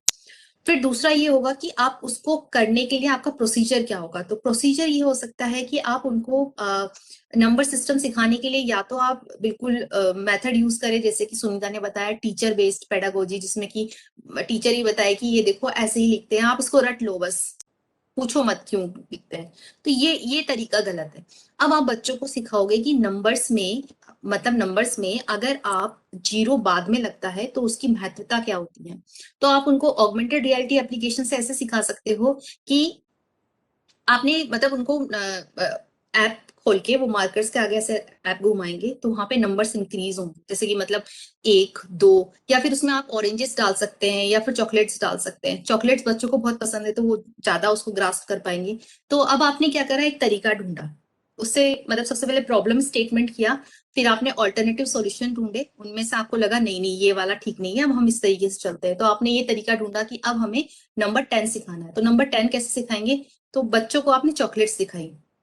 अब 9 चॉकलेट्स है, ठीक है। अब क्या है, वो कह रहे हैं कि अब मेरे पास एक और चॉकलेट आ गई है, तो अब होना चाहिए नंबर 10। लेकिन अगर आपको 0, 1 और 1, 0 का नंबर समझाना है तो नेक्स्ट वाले स्टेप में अगर वो 0, 1 पहले लिखता है तो उसकी चॉकलेट सडनली रिड्यूस हो जाएगी, 1 हो जाएगी। तो वो बच्चों को समझ में आ जाएगा नहीं नहीं, 0 हम हमेशा बाद में लगाएंगे, पहले नहीं लगा सकते। या फिर आप ऐसा कर सकते हैं कि अगर वो 1, 0 सही लगाता है तो 10 चॉकलेट्स उसके सामने अपीयर हो जाएगी। और उसको फिर आप क्या कर सकते हैं, बूस्टअप कर सकते हैं डिफरेंट डिफरेंट एक्टिविटी से, या फिर उसको एक रिवार्ड सिस्टम दे सकते हैं। ये भी एक साइकोलॉजिकल थ्योरी है कि अगर आप बच्चों को जितना पॉजिटिव फीडबैक देते हैं उनके अंदर लर्निंग उतनी ही ज्यादा इनहेंस होती है। तो ये एक तरीका है। अब मैंने आपको बहुत ही क्रिटिकल थिंकिंग बहुत लेमन टर्म्स में सिखाया है, बट एक्चुअली में क्रिटिकल थिंकिंग जो हम लोग यूज करते हैं वो बहुत जो कॉम्प्लिकेटेड प्रॉब्लम्स होती है, जब बहुत जगह जगह से व्यू पॉइंट्स आते हैं कि जैसे एग्जांपल के लिए इल डिफाइंड जो प्रॉब्लम्स हुई कि अभी जो हमारा चल रहा है वॉर सिस्टम चल रहा है बिटवीन रशिया एंड यूक्रेन, तो ये एक इल डिफाइंड प्रॉब्लम है। अब इसमें क्रिटिकल थिंकिंग होगी कि सॉल्यूशन क्या होगा जिससे कि हम वर्ल्ड पीस को मेंटेन कर सके। तो this is called ill defined problem, और वहां पे क्रिटिकल थिंकिंग ज्यादा यूज होती है। पर हम इसको अगर लोअर लेवल पे यूज करना चाहे तो हम उसको वहां पे भी यूज कर सकते हैं to teach student about the 10, जिसमें कि आप 1, 0, 10 होता है ना कि 0, 1, तो वो कंसेप्ट सिखाने के लिए यूज कर सकते हैं। सो अब वोवन इनटू ये हमारी एजुकेशन पॉलिसी में कैसे है, उसके लिए एग्जांपल जो इन्होंने बताया है कि हमारे यहाँ पे एक तो हमें टेक्नोलॉजी यूज करनी ही करनी है, that's NEP has already spoken about. उसके बाद ये है कि आप इसमें आप एक्सपीरियंस वो मिमिक कीजिए जो कि डेली लाइफ बेस हो। तो डेली लाइफ बेस में आप ऑगमेंटेड रियलिटी इजीली इंटीग्रेट कर सकते हैं। बच्चा घर से लेके स्कूल में भी आ रहा है, स्कूल से घर पे भी जा रहा है, उसके आसपास की जो जो वातावरण है उससे रिलेटेड वो कैरेक्टर्स डिस्प्ले करा सकता है स्क्रीन पे। जैसे फॉर एग्जाम्पल जिनके यहाँ जैसे some people will be from those places जहाँ पे आम बहुत लगते हैं, तो आम के पेड़ हैं, तो आम के कंसेप्ट वो वहां पे सीख सकता है। मतलब आम से रिलेटेड एक्टिविटीज हो जाएंगी तो वो उनको बहुत अच्छे से समझ में आएगा। कई लोग जैसे बहुत ठंडी जगह से रहते हैं तो वहाँ सेब के कंसेप्ट होते हैं, तो वो सेब के कंसेप्ट से समझ पाएगा कि अच्छा, तो मतलब ये है कि उनकी जो डेली लाइफ की जो इंटीग्रेटेड है चीजें, उनसे उनको अगर हम रिलेट कर पाते हैं तो उनसे उनकी अंडरस्टैंडिंग काफी बेटर हो जाती है। And then 21st century technology as sir has already spoken about, और इसमें जो 3 इंपॉर्टेंट चीजें हैं वो है इंगेज, मोटिवेट एंड इंस्पायर, जो कि मैंने एक्सप्लेन बताया था कि इंगेजमेंट इज अ की फैक्टर जो कि ऑगमेंटेड रियलिटी एप्लीकेशंस कैप्चर करती हैं। अभी मोटिवेशन भी होता है क्योंकि बच्चे को लगता है ये क्या नई चीज है, हम इन ऑब्जेक्ट्स को देख सकते हैं। तो मैं अभी आपको आगे की स्लाइड्स में बताऊंगी कि कैसे कैसे ये ऑब्जेक्ट्स अपीयर होते हैं और फिर हम इन ऑब्जेक्ट्स को ग्रास्प कर सकते हैं। Then comes to like again competencies and हाँ, तो बिफोर दैट मैं ये बताना चाहूंगी कि ऑगमेंटेड रियलिटी में बहुत सारे टाइप्स होते हैं, जैसे कि लोकेशन बेस्ड AR होगा, जिसमें पोकेमन गो गेम उस टाइम पे काफी फेमस हुआ था, जिसने ऑगमेंटेड रियलिटी को एकदम हाइप पे लाया था। 2017 की बात है। तो वहां पे आपको किसी सर्टेन लोकेशन पे जाना होता है और वहीं पे वो कैरेक्टर पॉपअप होता है। तो ये एक तरीका है ऑगमेंटेड रियलिटी का। दूसरा ये है जो कि ये वाला जो है, ये दिस इज मार्कर बेस्ड। तो यहाँ पे हम ये देख रहे हैं, यहाँ पे एक मार्कर है और जैसे ही यहाँ पे हम ये डालेंगे तो यहाँ पे इसके सामने एक बॉक्स अपीयर हो जाता है कैरेक्टर के आगे। तो ये मार्कर बेस्ड है। और फिर उसके बाद आता है प्रोजेक्शन बेस्ड और आउटलाइनिंग एआर। तो ये कुछ इस तरीके से है कि हमने यहाँ पे एक ऑब्जेक्ट की पोजीशन डिफाइन कर दी और ये हमारा यहाँ पे ऑब्जेक्ट एज ए कार जो है वो अपीयर हो गई। तो ये different different types of AR है। Coming to the next slide. हाँ, तो ये रिसर्च क्वेश्चंस अब हर टीचर के माइंड में आ रहे होंगे कि ठीक है, अब हम समझ गए कि ऑगमेंटेड रियलिटी बहुत जरूरी है हमारे लिए और हमें इसको यूज करना चाहिए। इतने इतने तरीके की ऑगमेंटेड रियलिटी एप्लीकेशंस होती है और ये 21st सेंचुरी स्किल्स में भी आ रही है, एनईपी में भी आ रही है। बहुत अच्छी बात है। अब आगे क्या? अब आगे ये है कि हमारे दिमाग में कुछ क्वेश्चन आ रहे होंगे कि हम कैसे करेंगे ये चीजें। तो सबसे पहला क्वेश्चन जो हमारे दिमाग में आता है कि इस तरह की टेक्नोलॉजी को जब हम फर्स्ट टाइम इंट्रोड्यूस कराते हैं तो बच्चे कैसे रिएक्ट करते हैं। फिर दूसरा क्वेश्चन ये आएगा कि ये जो ऑगमेंटेड रियलिटी है ये बच्चों की लर्निंग में कैसे इफेक्ट डाल रही है। आपने एंगेज करा लिया, उसे मोटिवेट करा दिया, पर लर्निंग का क्या? फिर तीसरा ये आ रहा है कि एक्सपीरियंसेस क्या होते हैं, वो क्या होते हैं एक्सपीरियंस जब हम ऑगमेंटेड रियलिटी को देखते हैं। एंड फोर्थ क्वेश्चन ये आएगा कि ठीक है, अब वो उसका मोटिवेशन और एंगेजमेंट कैसे इंप्रूव करा रहा है लर्निंग को लेकर। तो ये वाले जो रिसर्च क्वेश्चन है इन्हीं को मैंने एक छोटे छोटे एग्जाम्पल से आंसर करने की कोशिश करी है। तो सबसे पहला क्वेश्चन जो ये है कि बच्चे कैसे रिएक्ट करते हैं। बच्चों को ये लगता है, क्योंकि जिस तरीके से वो डिजिटल मीडिया देखते आ रहे हैं, यूट्यूब चैनल्स वगैरह सब देखते हैं, और उनको लगता है कि जो कैरेक्टर्स होते हैं वो फिक्स होते हैं किसी स्क्रीन के अंदर और वो स्क्रीन के अंदर ही रहते हैं। पर जब फर्स्ट टाइम वो पॉप आउट होंगे they will be surprise to know, और वो उनकी तरफ से बहुत पॉजिटिव रिस्पॉन्स आएगा क्योंकि उनको ऐसी चीजें पसंद है जिनके साथ वो इंटरेक्ट कर सके। वीडियोज में आप इंटरेक्ट नहीं कर सकते। This is the biggest limitations of using video. तो अगर आपको कोई कॉम्प्लिकेटेड सब्जेक्ट बच्चों को पढ़ाना है जहां आपको लगता है कि उनका एंगेजमेंट वेरी वेरी मिनिमल होगा, आप वहां पे एआर एप्लीकेशंस यूज कर सकते हैं। बच्चों के अंदर एकदम से उस चीज को लेके एक मोटिवेशन होगा कि हाँ, हमें ये नई चीज सीखनी है। और छोटे बच्चों में जरूर होता है क्योंकि उनकी क्यूरियोसिटी लेवल काफी हाईएस्ट होती है। So coming to the next. So second question ये था कि अब ऑगमेंटेड रियलिटी कैसे एक रोल प्ले करती है। तो जैसे हम ये देख रहे हैं, these are called AR flash card. आप फ्लैश कार्ड यूज कर सकते हैं जहाँ पे डिफरेंट डिफरेंट ऑब्जेक्ट्स आप बच्चों को दिखा के उनका अटेंशन ग्रास्प कर सकते हैं। एक्चुअली जो सबसे बड़ी प्रॉब्लम एकेडमिक सब्जेक्ट्स के साथ होती है वो एब्स्ट्रैक्ट होता है। एब्स्ट्रैक्ट इन द सेंस यहाँ पे हम उसको एलिफेंट कहेंगे, पर जो दूसरी लैंग्वेज का है वो उसको हाथी कहेगा। मतलब ये तो एक नाम है ना कि हमने इसको क्या बोला है। तो मतलब इस तरीके से हमने डिफरेंट डिफरेंट नॉमेनक्लेचर यूज किया है, तो ये एब्स्ट्रैक्ट है। बट इस ऑब्जेक्ट का रिलेशन हमारे माइंड में कैसे सेव हुआ है, दैट इज इम्पोर्टेंट। तो इस कारण से इनको अगर हमें बच्चों को लर्न करवाना है, अगर उनको अंडरस्टैंड करवाना है कि ऑब्जेक्ट्स का, तो उसके लिए augmented reality applications are very important. So coming to the next part. अब ये है कि उनका एक्सपीरियंस क्या होगा जब वो ऑगमेंटेड रियलिटी को यूज करेंगे। तो सबसे बड़ी बात ये है कि बच्चा रिमेम्बर करने की कोशिश करेगा कि ओके, मैंने क्या देखा था, मैंने एक एप्पल देखा था जो स्केटबोर्ड पे घूम रहा था।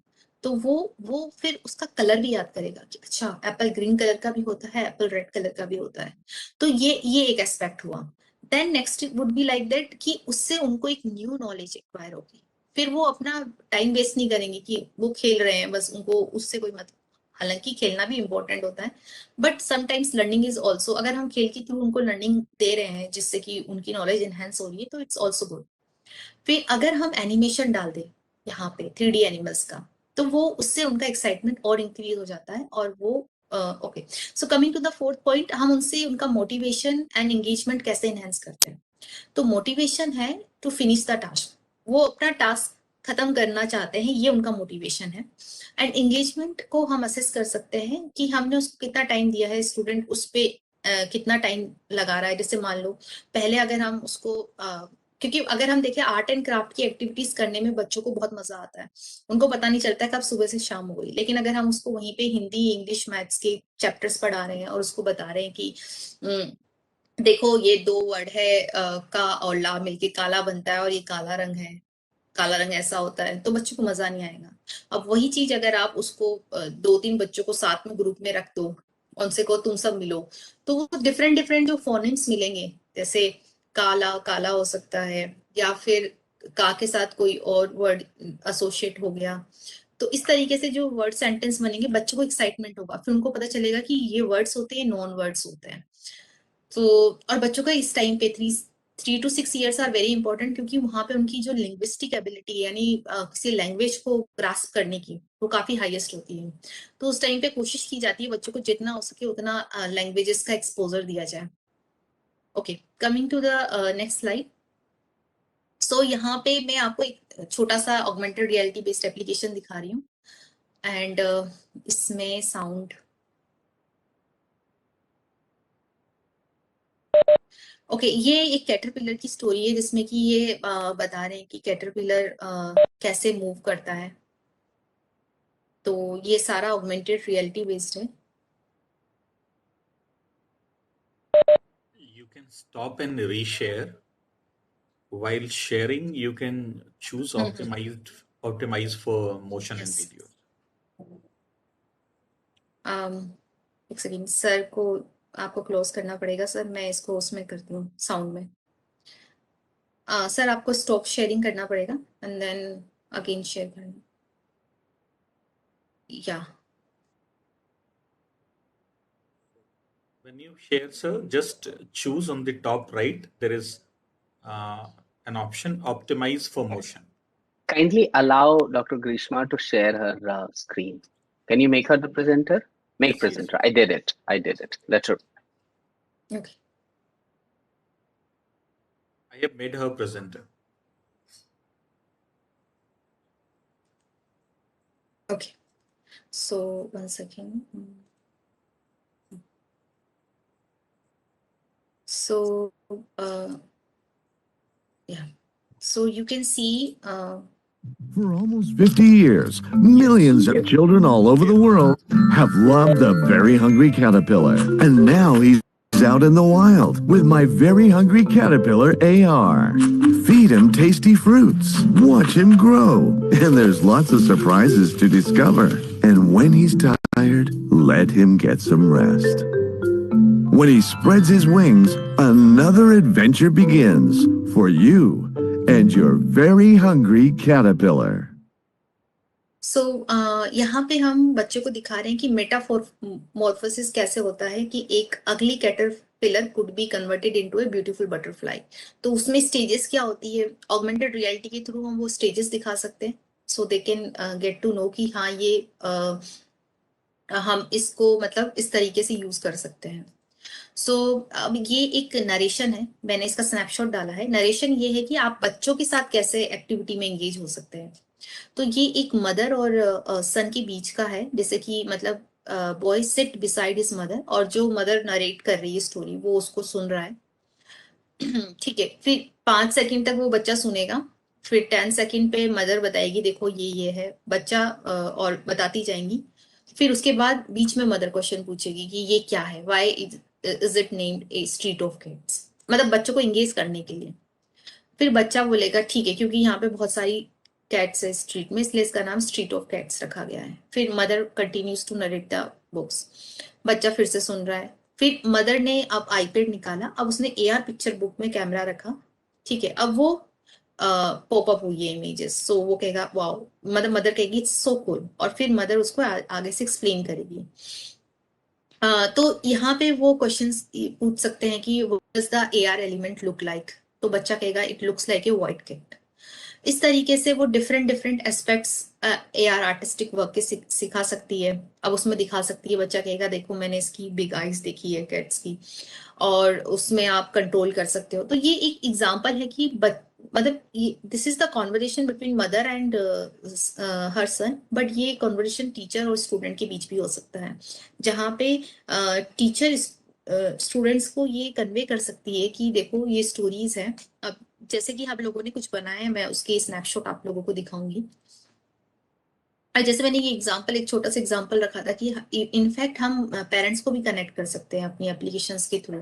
हम उनको ये एप्लीकेशंस नोटिफिकेशंस के थ्रू भेज देंगे कि जब बच्चा पढ़ रहा है तब प्रे करे, खाना खाने से पहले प्रे करे और सोने से पहले प्रे करे, तो वो ऑगमेंटेड रियलिटी में वो एप्लीकेशंस अपने आप पॉपअप हो जाएगी। बच्चा फिर बोलेगा नहीं, it's a time for me too. तो नोटिफिकेशंस क्या होते हैं, टाइम लॉक भी हो सकते हैं। जैसे कि बच्चे को अगर आपको टाइम पे सुलाना है कि ठीक है 9 PM आपको सोना है, तो वो एप्लीकेशंस अपने आप पॉपअप होगी और 8:59 पे बच्चा कहेगा now it's time for my sleep, मैं प्रे करता हूँ, सो जाता हूँ। तो इस तरीके से हम हेल्दी हैबिट कल्टीवेट कर सकते हैं और बच्चों को मतलब एक डिसिप्लिन में भी ला सकते हैं। अब जैसे कि मैंने कहा कि कैसे ये चेंजेस कर सकते हैं हम क्लासरूम में, तो कंसेप्ट को हम एक्सप्लेन बेटर कर सकते हैं। उसके साथ साथ हम टाइम की लिमिटेशंस को दूर कर सकते हैं। जैसे अगर हमें प्लांट ग्रोथ दिखानी है तो we can't wait for 3 month और 1 month for a plant to grow. तो हम बता सकते हैं कि सीड से पौधा निकलता कैसे है, तो वो बच्चा उसको देख के समझ सकता है। That can also be done with augmented reality. And limitation of resources, जैसे कि पहले भी कहा है कि हम उसके लिए क्लासरूम में जगह जगह पौधे नहीं खोद सकते, बना सकते, या फिर बच्चा उसको टेक केयर नहीं कर सकता, तो वो हम एक्सप्लेन कर सकते हैं कि देखो इस तरीके से ये पेड़ निकलता है। कुछ फल होते हैं जो जमीन के नीचे होते हैं, कुछ फल होते हैं जो जमीन के ऊपर होते हैं। तो ये वाले कॉन्सेप्ट भी हम सिखा सकते हैं। और जमीन के अंदर देखने के लिए जरूरी नहीं आप अगर AR में एप्लीकेशंस बना रहे हैं तो वो भी देख सकते हैं। तो कंसेप्ट्स लाइक लोकेशन है, डायरेक्शन है, शेप्स एंड साइज, प्रीपोजिशंस जो होता है ग्रामर का कंसेप्ट, ये बहुत जरूरी है बच्चों में ना, दो ऑब्जेक्ट के बीच का रिलेशन एस्टैब्लिश करने के लिए। तो प्रीपोजिशंस हम ऑगमेंटेड रियलिटी से सिखा सकते हैं। And then programming skills can be explain better way. So coming to the next slide, I will explain what does it all mean. सो अगर हम देखें तो सबसे पहले living and non living beings का डिफरेंस समझाना, क्योंकि बच्चों को जब बच्चा मतलब 3 से 4 साल वाला बच्चा एक नॉन लिविंग को लिविंग समझेगा। आप सभी ने ये एक्सपीरियंस लिया होगा बच्चों के साथ कि छोटे बच्चे को अगर किसी चीज से लग जाती है और हम उस चीज को रिएक्ट करके मारते हैं, जैसे मान लो किसी टेबल से लग गई और हमने उसको मारा, तो child will be very excited कि हाँ उसकी पिटाई हो गई, but he doesn't know the concept of living and non living. तो ये वाला कंसेप्ट हम बता सकते हैं। देन इंटरेक्शन ऑफ रेन की सन का क्या होता है ग्रोथ ऑफ प्लांट में, ये एक्सप्लेन कर सकते हैं। जैसे कि कहीं जगह है, हमने उनको बताना है कि जहां सन प्रॉपर नहीं पहुंच रहा, वो उस प्लांट की ग्रोथ रुक जाएगी, तो वो वाला कंसेप्ट भी आ सकता है। यहाँ पे भी एक क्रिटिकल थिंकिंग लग सकती है। हम बच्चों को अगर एप्लीकेशंस दिखाएं, हमने कहा देखो इसका प्लांट तो बहुत बड़ा ग्रो हो रहा है, दूसरे का प्लांट ग्रो क्यों नहीं हो रहा, तो फिर बच्चा ढूंढेगा क्योंकि सर हो सकता है कि वहां सनलाइट ना आ रही हो, जहाँ उसको प्रॉपर पानी ना मिल रहा हो। ये इस तरीके की चीजें हो सकती है, बच्चे खुद से आते हैं सॉल्यूशंस के साथ। देन कंसेप्ट जैसे कि अंडर अबव, तो ये वाले कंसेप्ट हम बता सकते हैं। एंड जैसे मैंने एग्जांपल के लिए न्यूमेरेसी के लिए हम ये बता सकते हैं कि कितनी कैट्स है टेबल पे, तो बच्चा उसको वहां पे कोई और नहीं देख रहा, बच्चा उसके सामने कैमरा ले जाएगा, AR टैबलेट का camera, and then there will be the several cats will appear, तो he can count 1 2 3 4 and then this kind of activities. And cognitive and vocabulary में भी हम ये रख सकते हैं कि हम उसको मल्टीपल कलर्स में कर दे कि how many black cats are there, how many white cats are there, those concepts. So अब मैं जो हमने बनाई है, जैसे ये वाली काफी इंटरेस्टिंग है।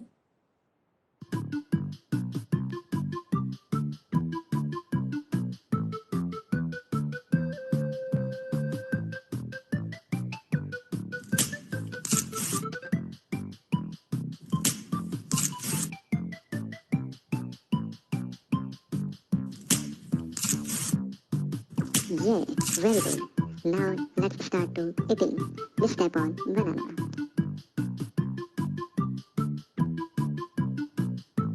Yeah, first bite. Yeah, second bite. Yeah, third bite. Yeah, fourth bite. Yeah, fifth bite. Yeah, sixth bite. Yeah, seventh bite. Yeah, eighth bite. Yeah, ninth bite. Yeah, 10th bite. Please throw your plate inside the dustbin. सो यहाँ पे हमने उसको number, healthy habits, banana peeling, ये सारे concept हमने सिखाए हैं। And so coming to the next one,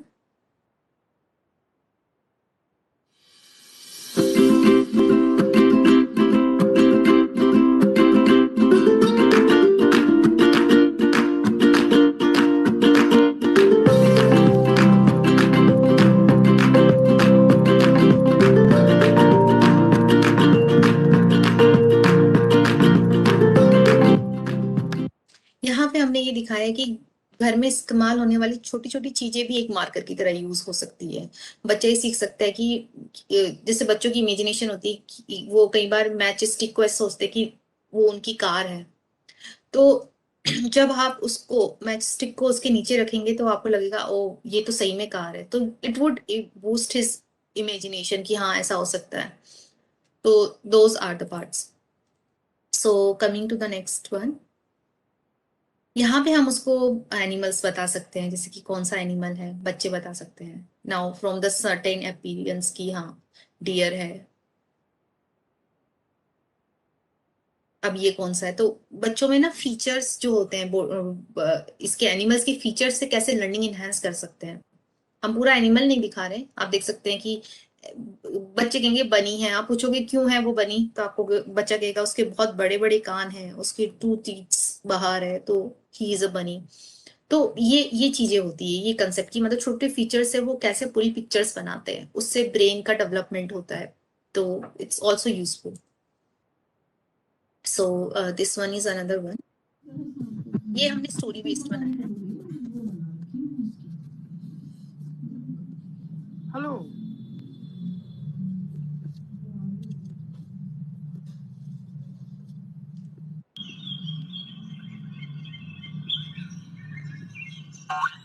यहाँ पे रेबिट है एंड उसको ये कैरेट खाना है।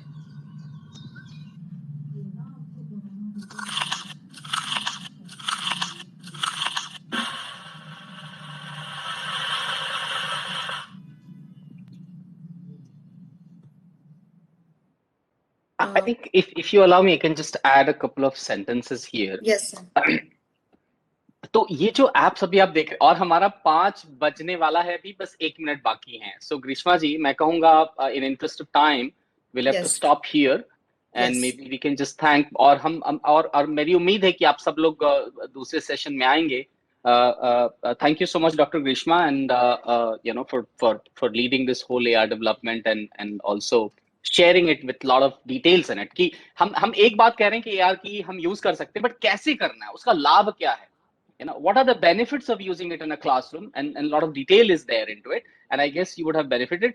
Just to add one more thing related to the apps, these are just being developed right now at IIT Delhi, and we are going to test it out very soon in some of the Bal Vidyalayas, and these are apps specifically designed for Bal Vidyalayas, so they won't be available anywhere else right now, and we need to integrate it into the curriculum. हम ये बना करके app इसकी test करके और curriculum में integrate करके फिर आपके साथ शेयर करेंगे कि भाई इस महीने में ये वाली एक्टिविटी करिए। अब जैसे कुछ जो एक्टिविटीज उन्होंने दिखाई वो केले वाली थी और ये यू नो रैबिट वाली थी, ये दोनों कलरिंग बेस्ड है, मतलब बच्चे पहले केले को कलर करेंगे, जिस कलर में वो करेंगे वो सामने आ जाएगा। बहुत से ऐसी चीजें हैं। अब इंटरेस्ट ऑफ टाइम, आज हमारे समय कम था, so thank you so much to all of you. आप लोगों ने अपने बिजी शेड्यूल में से समय निकाला। मुझे नहीं मालूम हमारा जो हमने बताया वो आप कितना उपयोगी होगा, आपको कितना यूजफुल होगा ये। Thank you so much Vivek ji and doctor Piyush for organising it.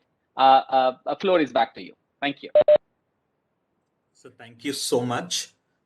Thank you, Dr. Grishma, Ms. Sunita, Pooja Sani ma'am, Professor Jyoti sir.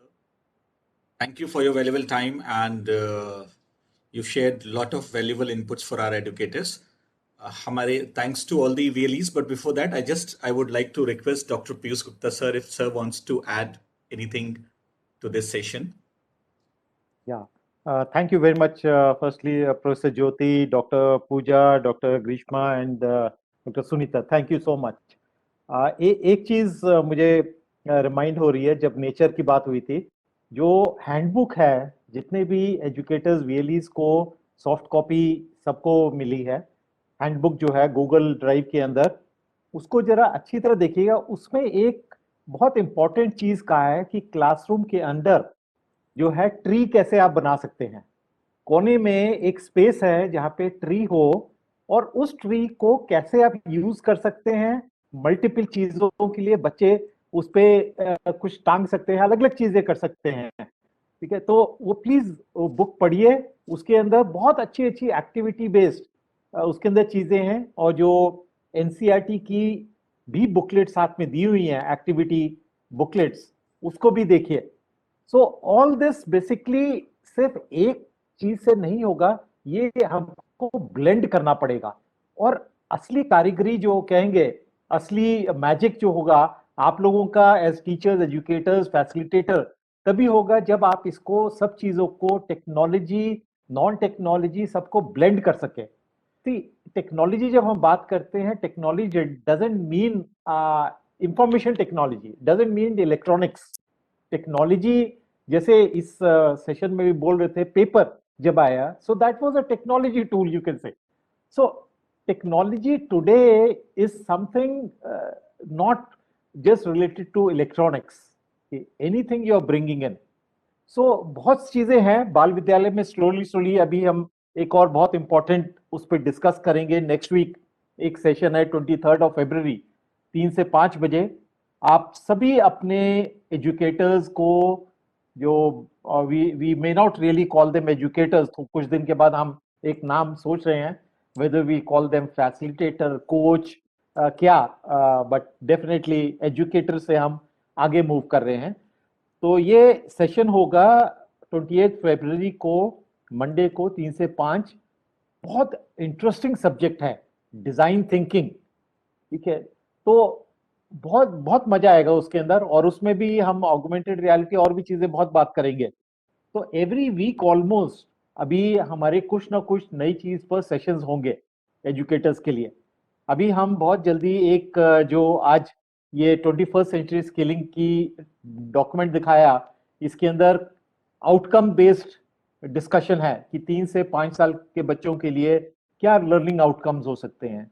तो ये एनसीईआरटी ने पूरा इलेबोरेट किया हुआ है, जो कि आपकी जो बुकलेट है, सॉफ्ट कॉपी हमने दी हुई है एनसीईआरटी की, उसके अंदर पूरा का पूरा ये लर्निंग आउटकम्स डिफाइन करे हैं 3 से 4 साल के बच्चों के लिए, 4 से 5 साल एंड 5 से 6 साल, तीनों साल के लिए एंड ऑफ द ईयर बच्चे को क्या क्या नॉलेज एलिमेंट्स, स्किल एलिमेंट्स, वो सारी क्या क्या आ जानी चाहिए, right.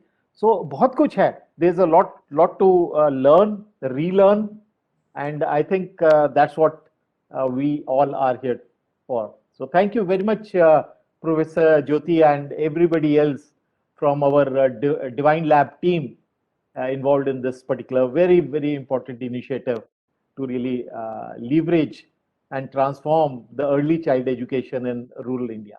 Yes, thank you, Vivek. Over to you. Thank you so much, sir. So IIT Delhi team, they have been working for past, I believe, more than 8-9 months, sir. The team, a panel of experts, professionally, well trained people, they are working dedicatedly for our Bal Vidyalaya project, and we are really thankful. We are lucky to have an association with the IIT Delhi team. बहुत जल्दी आपके पास sir ने जैसा बताया इसकी testing हम करेंगे, curriculum में कैसे इंटीग्रेट करना है उसको करके, and then will bring it for your school to use बहुत जल्दी। एक बार सभी का मैं फिर से शुक्रिया करना चाहूंगा, उन सभी छोटे छोटे गांव से जुड़े बाल विद्यालय के प्रिंसिपल, डायरेक्टर, ओनर एंड उनके एजुकेटर्स का, जिन्होंने अपना इम्पोर्टेंट टाइम निकाला इस सेशन के लिए। और अगले सेशन के लिए भी आपको इस तरह समय निकालना है, ऐसे सेशंस होते रहेंगे, ज्वाइन करते रहिए। कभी हो सकता है बहुत मजा आए, कभी थोड़ा कम मजा आए, बट वो भी हमें सीखना है, चीजें सीखने को मिलती हैं इसी तरीके से। We have to balance and move ahead. So thank you so much once again everyone. इस ट्रेनिंग की वीडियो सीएससी यूट्यूब चैनल पर सीएससी बाल विद्यालय के प्लेलिस्ट में अवेलेबल होगी within next week, and आपकी गूगल ड्राइव में भी जो बाल विद्यालय की है इसमें हम अवेलेबल करा देंगे। So thank you so much everyone, take care. Thank you very much. Thank you everyone. Bye. Thank you. Bye.